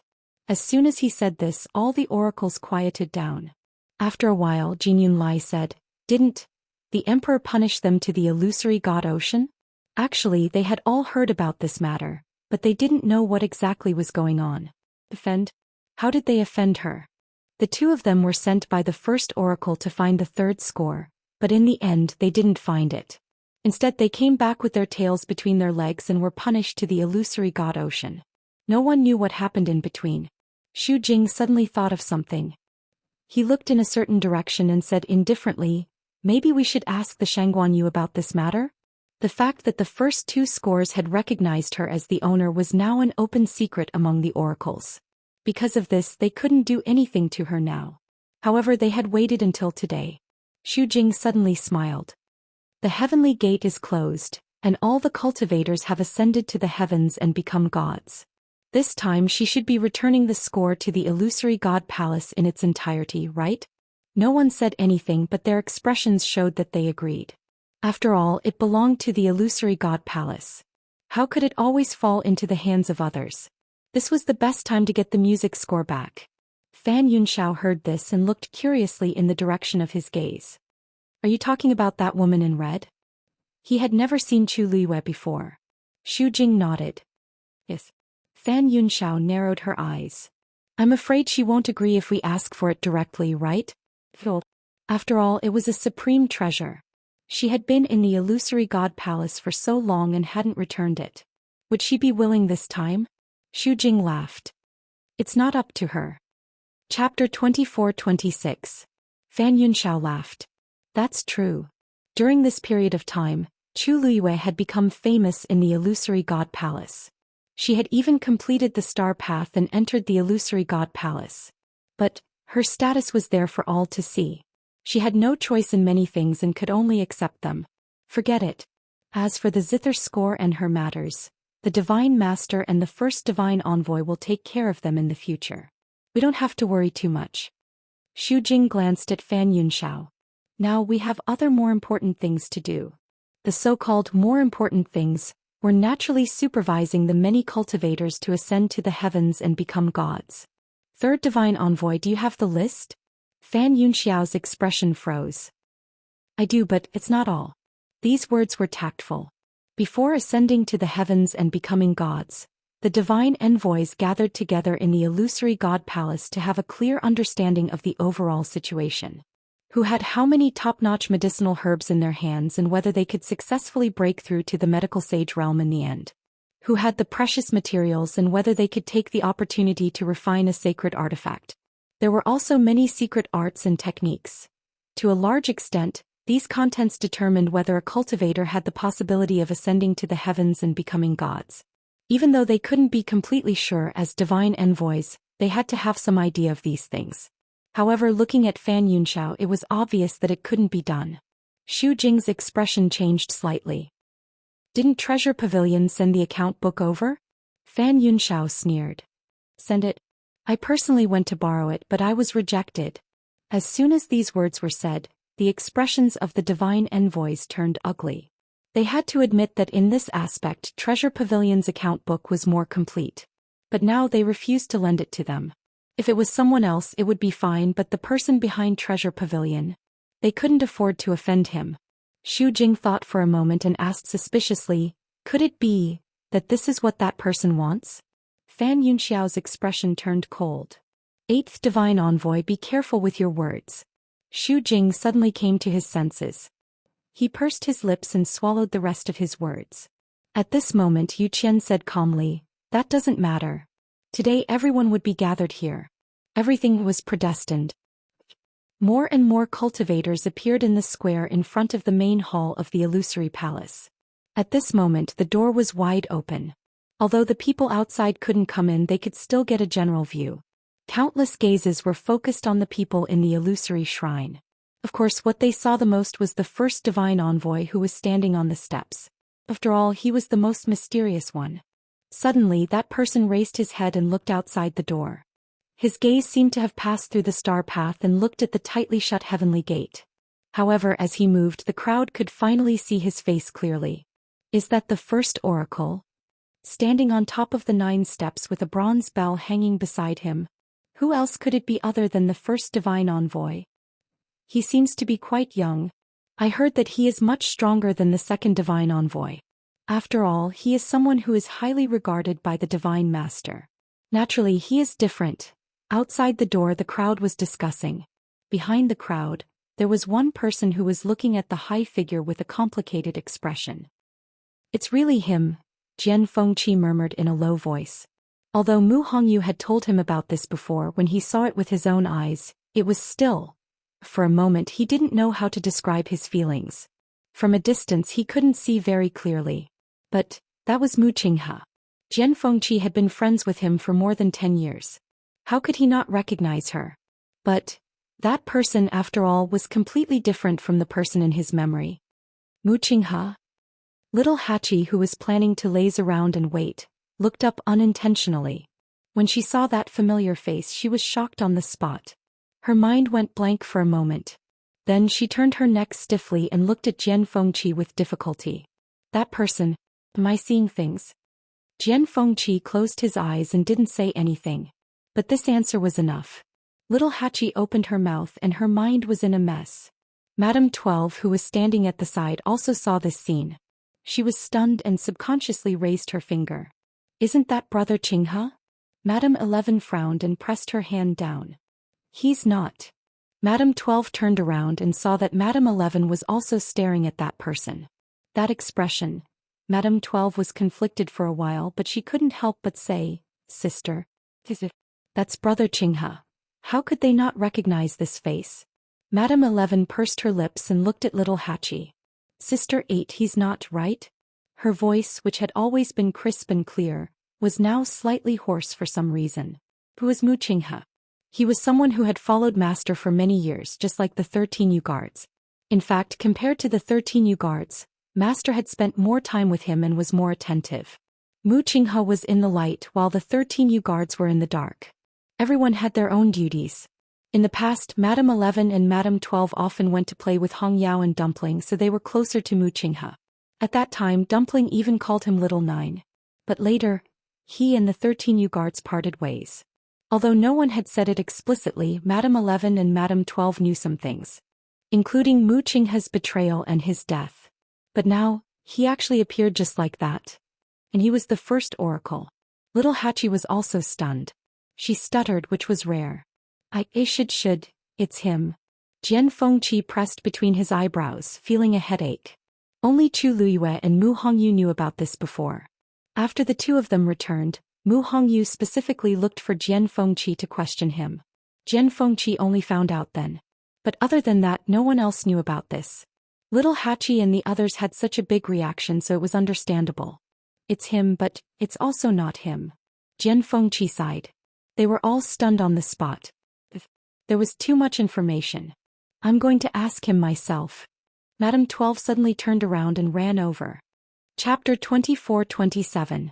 Aunt 11 knew something was wrong and wanted to pull her back, but she was too late.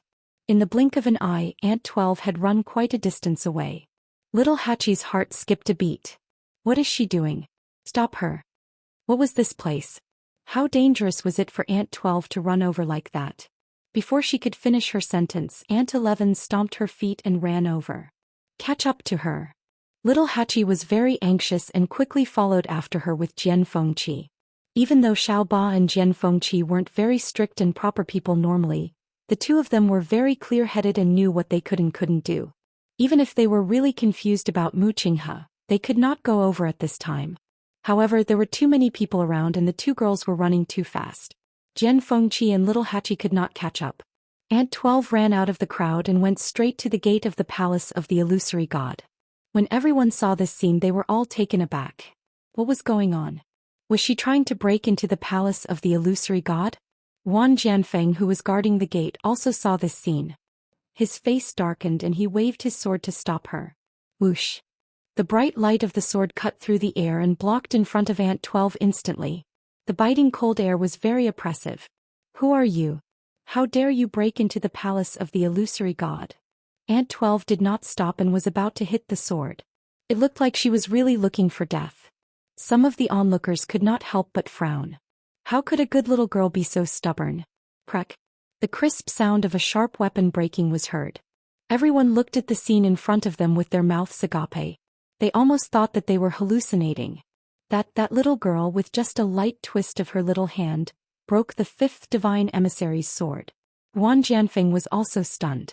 The corner of his eyes twitched when he saw 12 madams simply throw the broken sword to the ground. Where did this come from? Seeing that Aunt 12 was about to go in, Wan Jianfeng immediately stepped forward and shouted. How dare you? He personally came forward to stop her, and 12 Nyang had no choice but to stop. She looked up at Wan Jianfeng, her face flushed red and her eyes filled with tears. I want to go in. His voice was very soft, but his tone was unusually firm. Wan Jianfeng's expression was cold. Do you think the palace of the illusory god is a place where you can enter as you please? If you don't leave quickly, don't blame me for being impolite. Today was a special day and he didn't want to make a move on this little girl. It was too troublesome. Just as 12th Nyang was about to say something, she was suddenly pulled from behind. She turned around and saw that it was Aunt 11.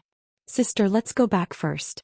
Aunt 11 was exceptionally calm as she held her hand tightly. But 12 Nyang did not want to listen. Her feet seemed to be nailed to the ground. She bit her lips and tears fell. But, sister, don't you want to go and ask? Why are you here? How did he become the first oracle? Aunt 11 finally started to waver. How could she not want to ask? But, Sister 11, Sister 12, now is not the time to talk about this. Let's go back first. At this time, Little Hachi and Jian Fengqi finally rushed over. Although Little Hachi was also very shocked, she was still a few years older than them. The current situation. How could it be explained in a few sentences? 12 Nyang suddenly grabbed her hand, her eyes red. Sister 8, I want to go and ask. I must go. Unlike Aunt 11, 12 Nyang was usually a soft person. She spoke very little and her voice was always soft. She had never been angry or quarreled with anyone. When she encountered happy things, she would only cover her mouth and smile. When she encountered sad things, she would only cry silently and secretly, not daring to let others know. This was the first time little Hachi saw 12 Nyang so determined to do something. She wiped her tears and said, I want to go and ask him, why did he do such a thing to Master? Did he lie to all of us? Master. Little Hachi felt as if a fishbone was stuck in her throat. The rest of her words could not be said. She raised her eyes and looked inside.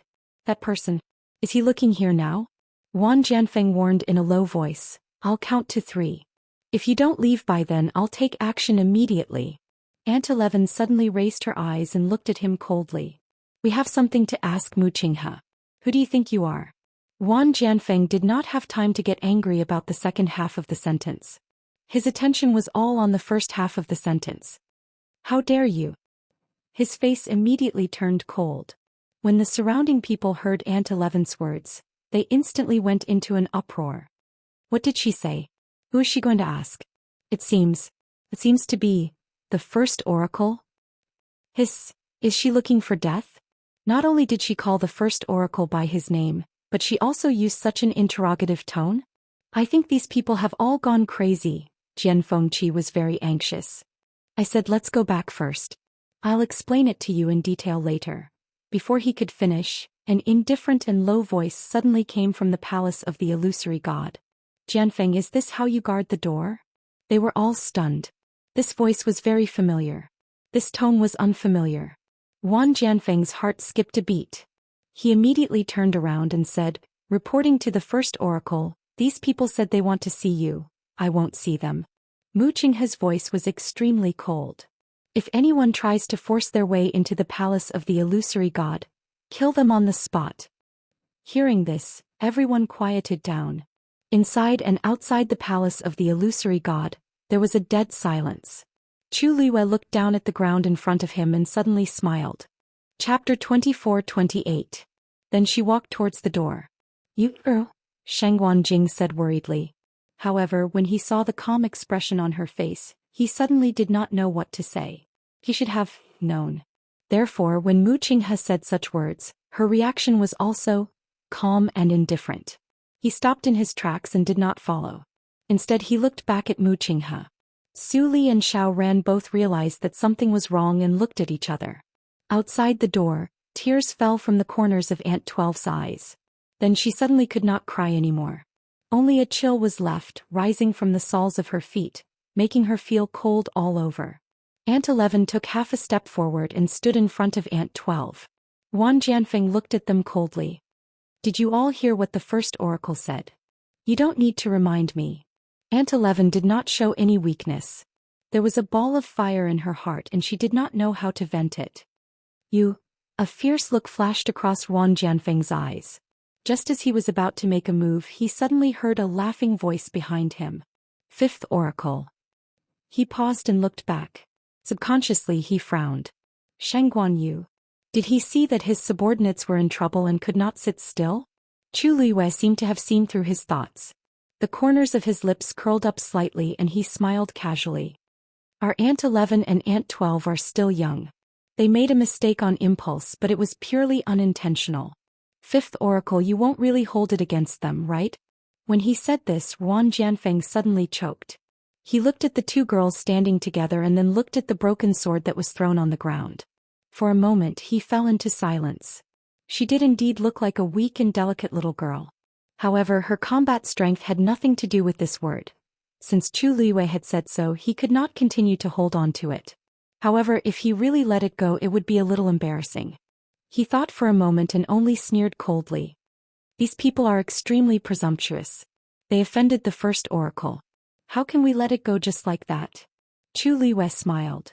They just mistook the first divine emissary for an old friend. These words sounded a little strange. Mistaken? Old friend?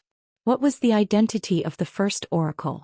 How muddle-headed were they to mistake him? Moreover, that little girl had clearly called out the name of the first oracle. It didn't seem like a mistake. Calling the first oracle by his name is wrong. Even if he is wrong, shouldn't the first oracle be the one to judge and punish him? When Chu Liwei said this, he turned around and looked at the man standing on top. First divine envoy, are you going to Kill them on the spot? There was a smile on her lips as she asked in a casual manner. However, that pair of clear and bright eyes were suffused with a sharp and cold light. When it landed on one's body, it almost caused one to feel a faint pain. Mu Qinghe had one hand behind her back. The expression on her face was unfathomable. Everyone waited quietly, and the air seemed to have frozen at this moment. After a while he finally heard the monotonous voice. There won't be a next time. Wan Jianfeng opened his mouth, but in the end he respectfully responded. Yes. The first oracle had always been decisive and ruthless. Otherwise he wouldn't have been able to stay in this position for tens of thousands of years. Even if he hadn't come out of seclusion in recent years, he could still suppress the second oracle. This kind of temperament and courage was not something an ordinary person could compare to.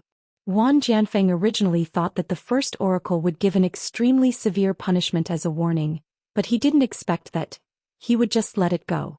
Probably because he didn't want to waste time and energy on these trivial matters. After all, the highlight of today's show was still in the palace of the illusory god. If he were to argue with the two little girls at this time, it would indeed seem like he wasn't magnanimous enough.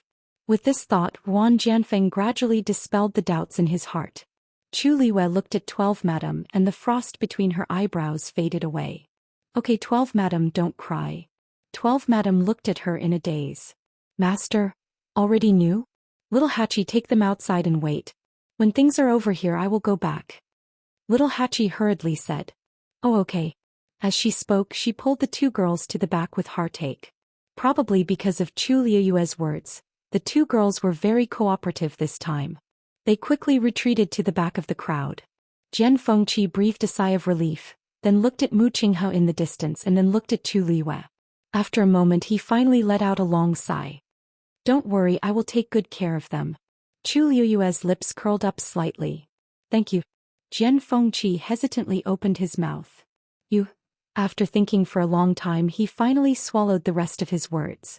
The scene in front of him was better than any words and there was really nothing to say. He turned and followed little Hachi and the others. Chu Liwei went back. Seeing her return, Suli pulled her with one hand and patted her chest lightly with the other. Little you are too bold, you actually went over like this. Fortunately nothing happened. She was really worried that the first god's emissary would not let this matter go, and even vent his anger on Chu Liwei. After all, even the second god's emissary knelt outside his door for 3 whole days, let alone others. He was definitely not a person to be trifled with. Chu Liu's eyes flashed with a glimmer of light. Her red lips curled up slightly and she tilted her head and laughed. The first god's emissary is broad-minded and kind-hearted. What is there to worry about? Suli's eyelids twitched. These words. It obviously sounded like a compliment, but why did she hear a trace of bone-chilling coldness in them? Little Hachi pulled Aunt 11 and Aunt 12 to an open space behind the crowd. Looking at Aunt 12 crying until her eyes and nose were red, she sighed and took out a handkerchief to wipe the tears on her face. Okay, our Aunt 12 is the most obedient, don't cry. Aunt 12 shook her head, bit her lip and said. Sister 8, I'm not crying anymore. Ever since she heard Mu Qinghe's words she was so cold that she could not shed any tears. Aunt 11 was fine, she did not cry, but her expression. Clearly she had not completely recovered from the impact of this matter. Aunt 12 paused and asked. Sister 8, Master said we have the wrong person. Yes, we have the wrong person. Without waiting for little Hachi to speak, Aunt 11 suddenly said firmly. He is the first god's emissary, not Brother Qinghe. As time passed, more cultivators appeared in the palace of the illusory god. Soon a familiar figure came into view. Seeing the person, Chu Liwei raised her eyebrows slightly and took the initiative to greet him. Master Nan, long time no see. How have you been? Nan Jinshu, who wanted to pretend that he did not see and pass by quietly, suddenly froze. He slowly raised his head and looked over, revealing an extremely awkward smile. Chapter 24-29. His smile was uglier than his crying face. It was obvious that Chu Liwei had traumatized him. Nan Jinshu had seen Chu Liwei from afar when he arrived. He couldn't help it. Some people would easily stand out no matter where they went. Besides, Nan Jinshu was really afraid of her. After learning his lesson last time, Nan Jinshu had learned his lesson. He didn't confront Chu Luiwei head-on anymore and avoided her whenever he could.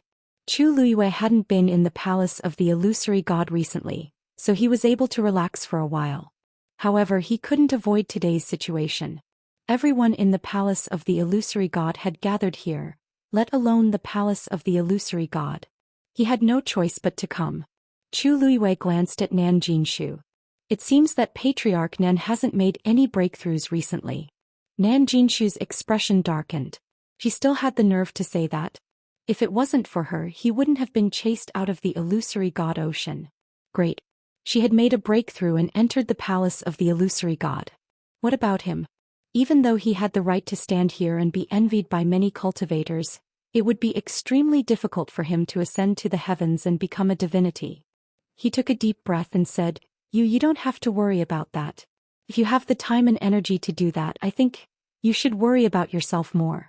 Chu Luiwei narrowed his eyes and chuckled. Nan Jinshu was still thinking about the bloodline totem even at a time like this. Well, it made sense. There were probably many people who had the same thoughts as him. Patriarch Nan, why are you being so formal? I have a good relationship with the Nan family. It's only right for me to show my concern. Nan Jinshu's mouth twitched when he heard that. He almost couldn't stop himself from cursing out loud. At this moment he caught a glimpse of Jun Jiuqing coming from the side. Only then did he heave a sigh of relief. Family E. Chu Luiwei looked over when he heard that. It was Jun Jiuqing. After not seeing him for a while, Jun Jiuqing's aura was clearly much stronger than before. When Chu Luiwei looked at him, he seemed to sense it and looked over as well. With just a glance, he seemed to have noticed something and his eyes flashed. Chu Luiwei's heart trembled slightly. Jun Jiuqing. What did he see? However, he didn't say anything and didn't even look at Chu Luiwei. Looks like everything is normal. But this was what made Chu Luiwei feel the most strange. Ever since Jun Jiuqing came to the illusory god palace, his words and actions had been strange. But she couldn't pinpoint exactly what the problem was. Jun Jiuqing came to a spot not far from Nan Jinshu. Nan Jinshu instantly felt more at ease. He looked at Jun Jiuqing and said enviously, Jun Jiuqing, you're a genius. Looks like Family E is going to ascend to the heavens this time.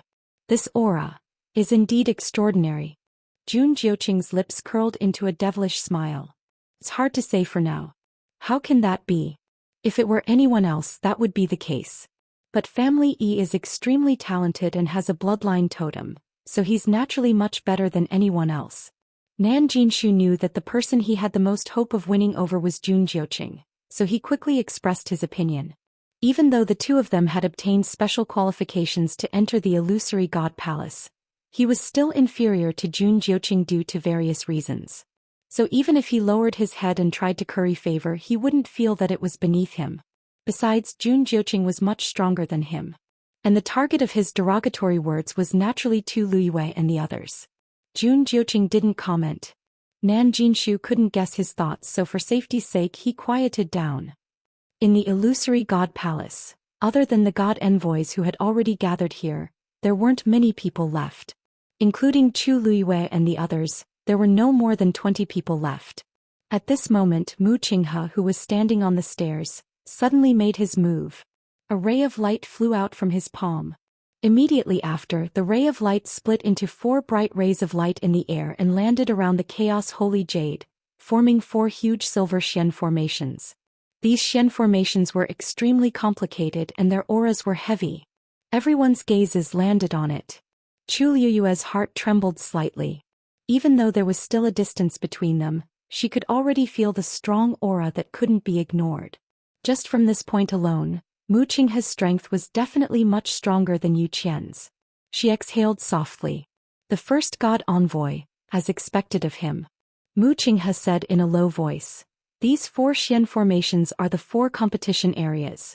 They are divided into weapon refiners, Xian masters, celestial physician and martial artists. Now, all cultivators outside the illusory god palace can choose a competition area to compete in. As long as they can pass the test, they can also stay in the illusory god palace. Chu Luiwei couldn't help but be stunned when she heard this. What does this mean? Other people can still enter? Yes. Xiao Ran nodded and explained in a low voice.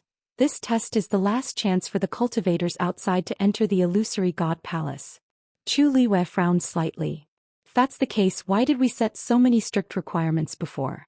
Couldn't everyone just wait for this opportunity? Sai, you don't know.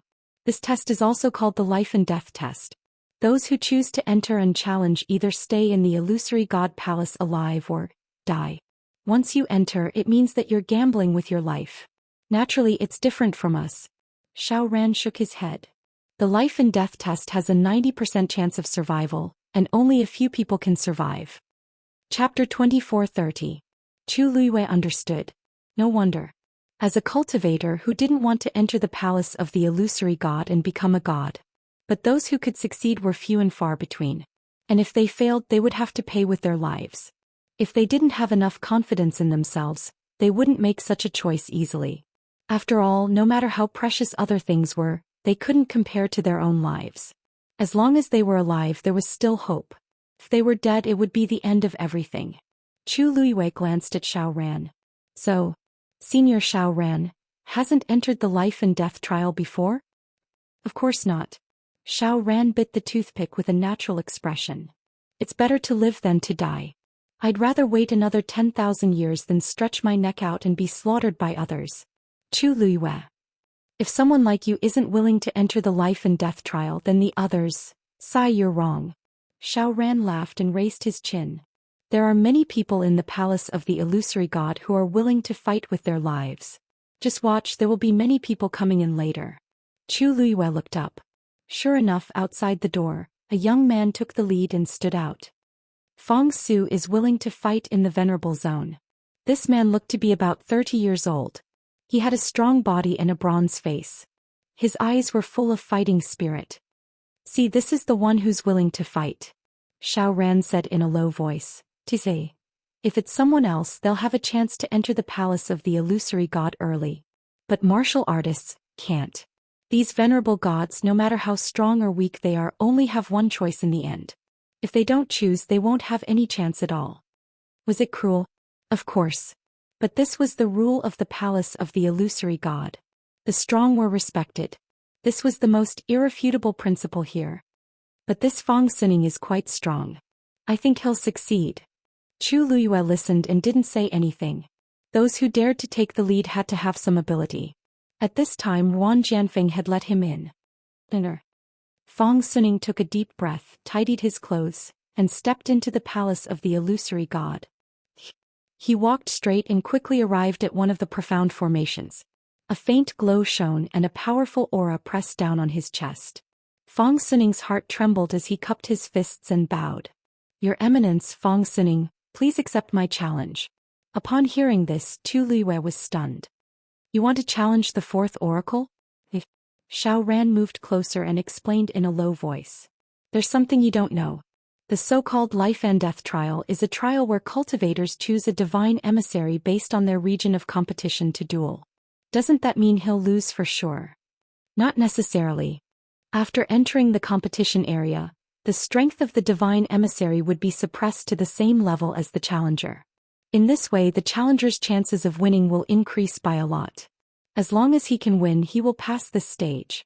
Xiao Ran pointed at the fourth divine envoy.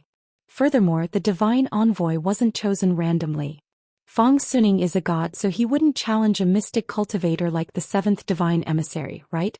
Chu Luiwei understood. I see. These divine envoys each had their own duties and they were good at different fields. If a cultivator wanted to pass the life and death trial, there were only a few choices.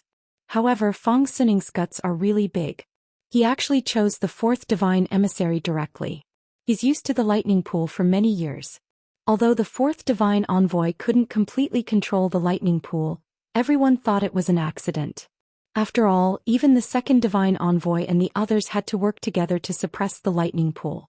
Therefore, in the eyes of the people of the Illusion God Palace, Mu Dongyu was still very strong. Chu Luiwei nodded. Hearing this, Mu Dongyu did not seem to be surprised. She flew up and landed on the profound formation.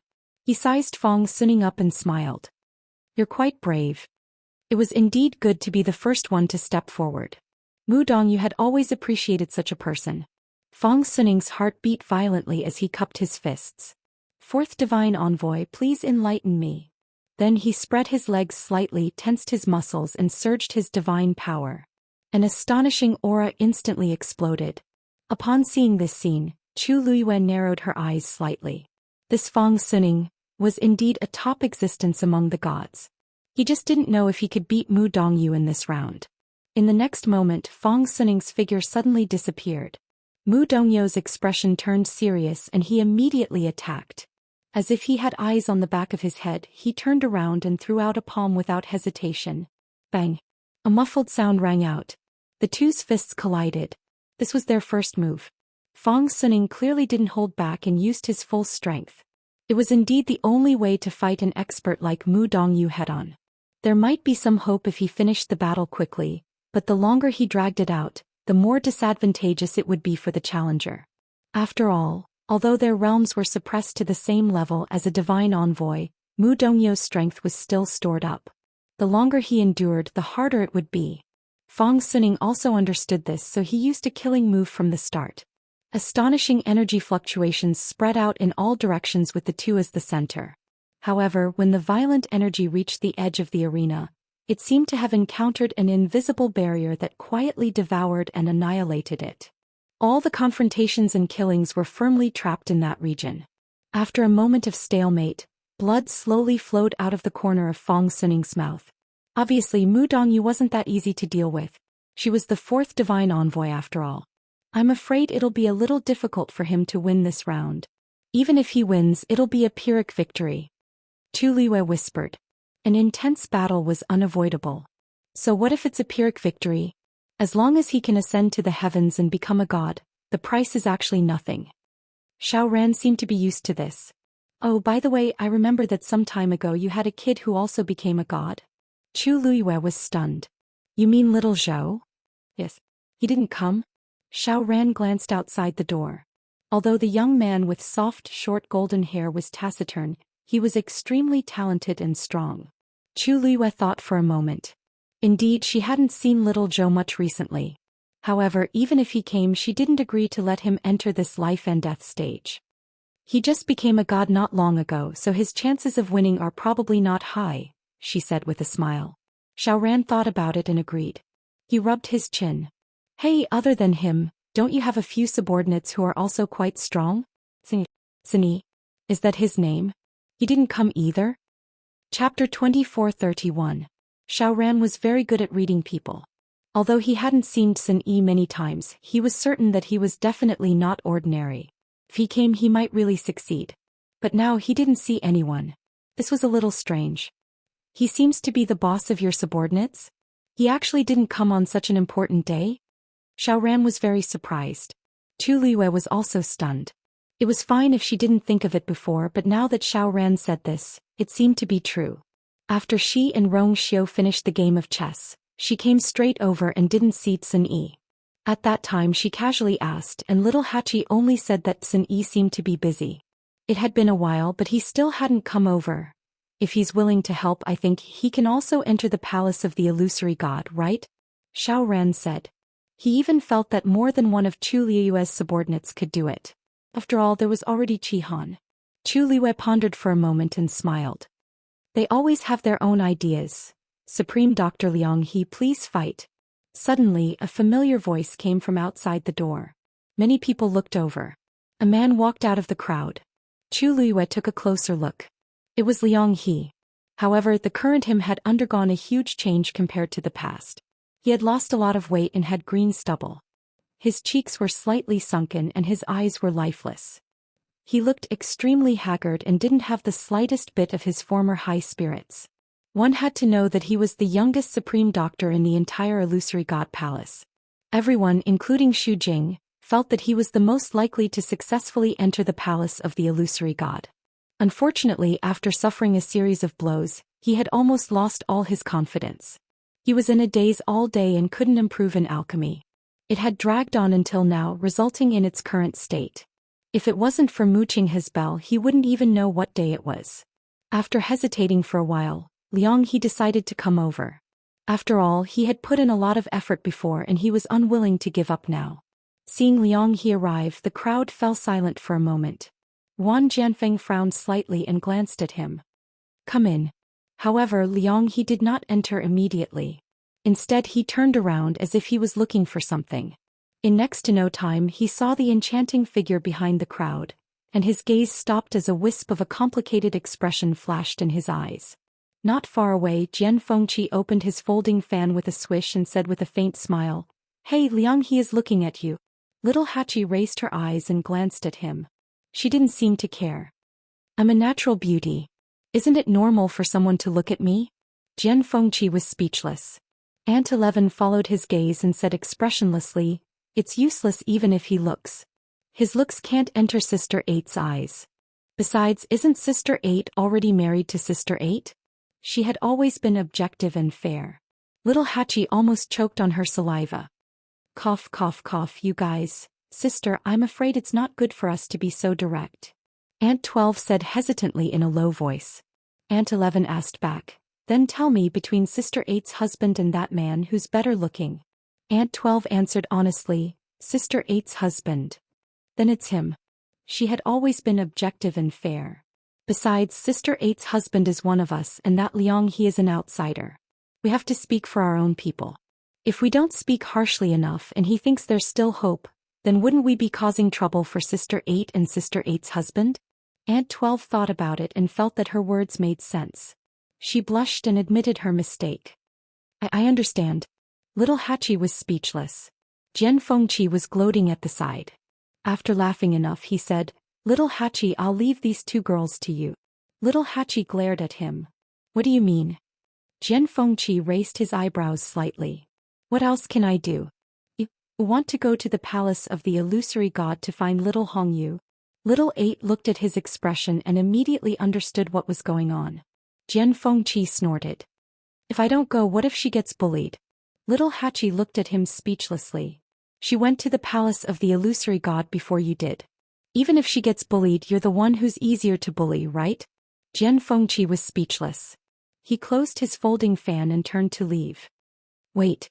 Little Hachi shouted again. Jian Fengqi turned back. "What?" Little Hachi's red lips curved into a perfect arc. Her smile was charming and her eyes were pure. "Of course.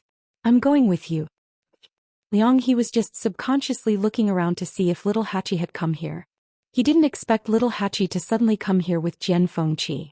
Looking at the approaching figure, his expression changed slightly, and his heart couldn't help but ripple. Feelings couldn't be controlled. Even if he had already given up when he saw that person, he still...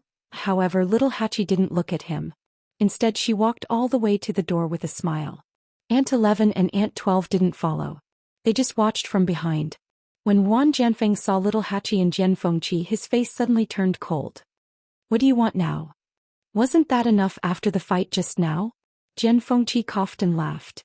"It's a misunderstanding, a misunderstanding. This time we're going to enter the life and death trial, of course." Little Hachi interrupted him with a smile. Wan Jianfeng's eyes were suspicious. "But just you two?" This suspicious and contemptuous look immediately made Little Hachi angry. She raised her eyebrows slightly and her beautiful eyes seemed to be cold. "Why, I can't." After all, she and Jian Fengqi were both master doctors. If Liang he could enter, why couldn't they? Wan Jianfeng said coldly. "Of course you can. But there's one thing you don't know. Once you enter the life and death trial, there's no chance for regret. Everyone who loses will only have one word: death." Little Hachi yawned impatiently. "I know all this. You don't have to say it twice. If you don't want us to go in, just say it." Wan Jianfeng's chest tightened. He didn't like these people, but since they wanted to die, why should he stop them? Thinking of this, he took half a step back. Little Hachi put her hair behind her back and walked in. Jian Fengqi followed closely behind. Liang he fell behind and became the third. Wan Jianfeng looked at the crowd and said in a deep voice, "There's only one round of the life and death trial of the celestial physician. Those who want to participate can enter now." As soon as he finished speaking, there was a commotion in the crowd. Sure enough, people came forward one after another. Little Hachi stepped into the celestial physician area. Chu Luiyue frowned slightly. Su Li asked softly, "Little Yu, why are they here? It's too dangerous." Chu Luiyue looked in that direction. Right at this moment, Little 8 sensed her gaze and smiled at her. Under the sun, she was tender and warm like a rose in its best season. Chu Luiyue suddenly relaxed. He smiled and said, "This round we might win."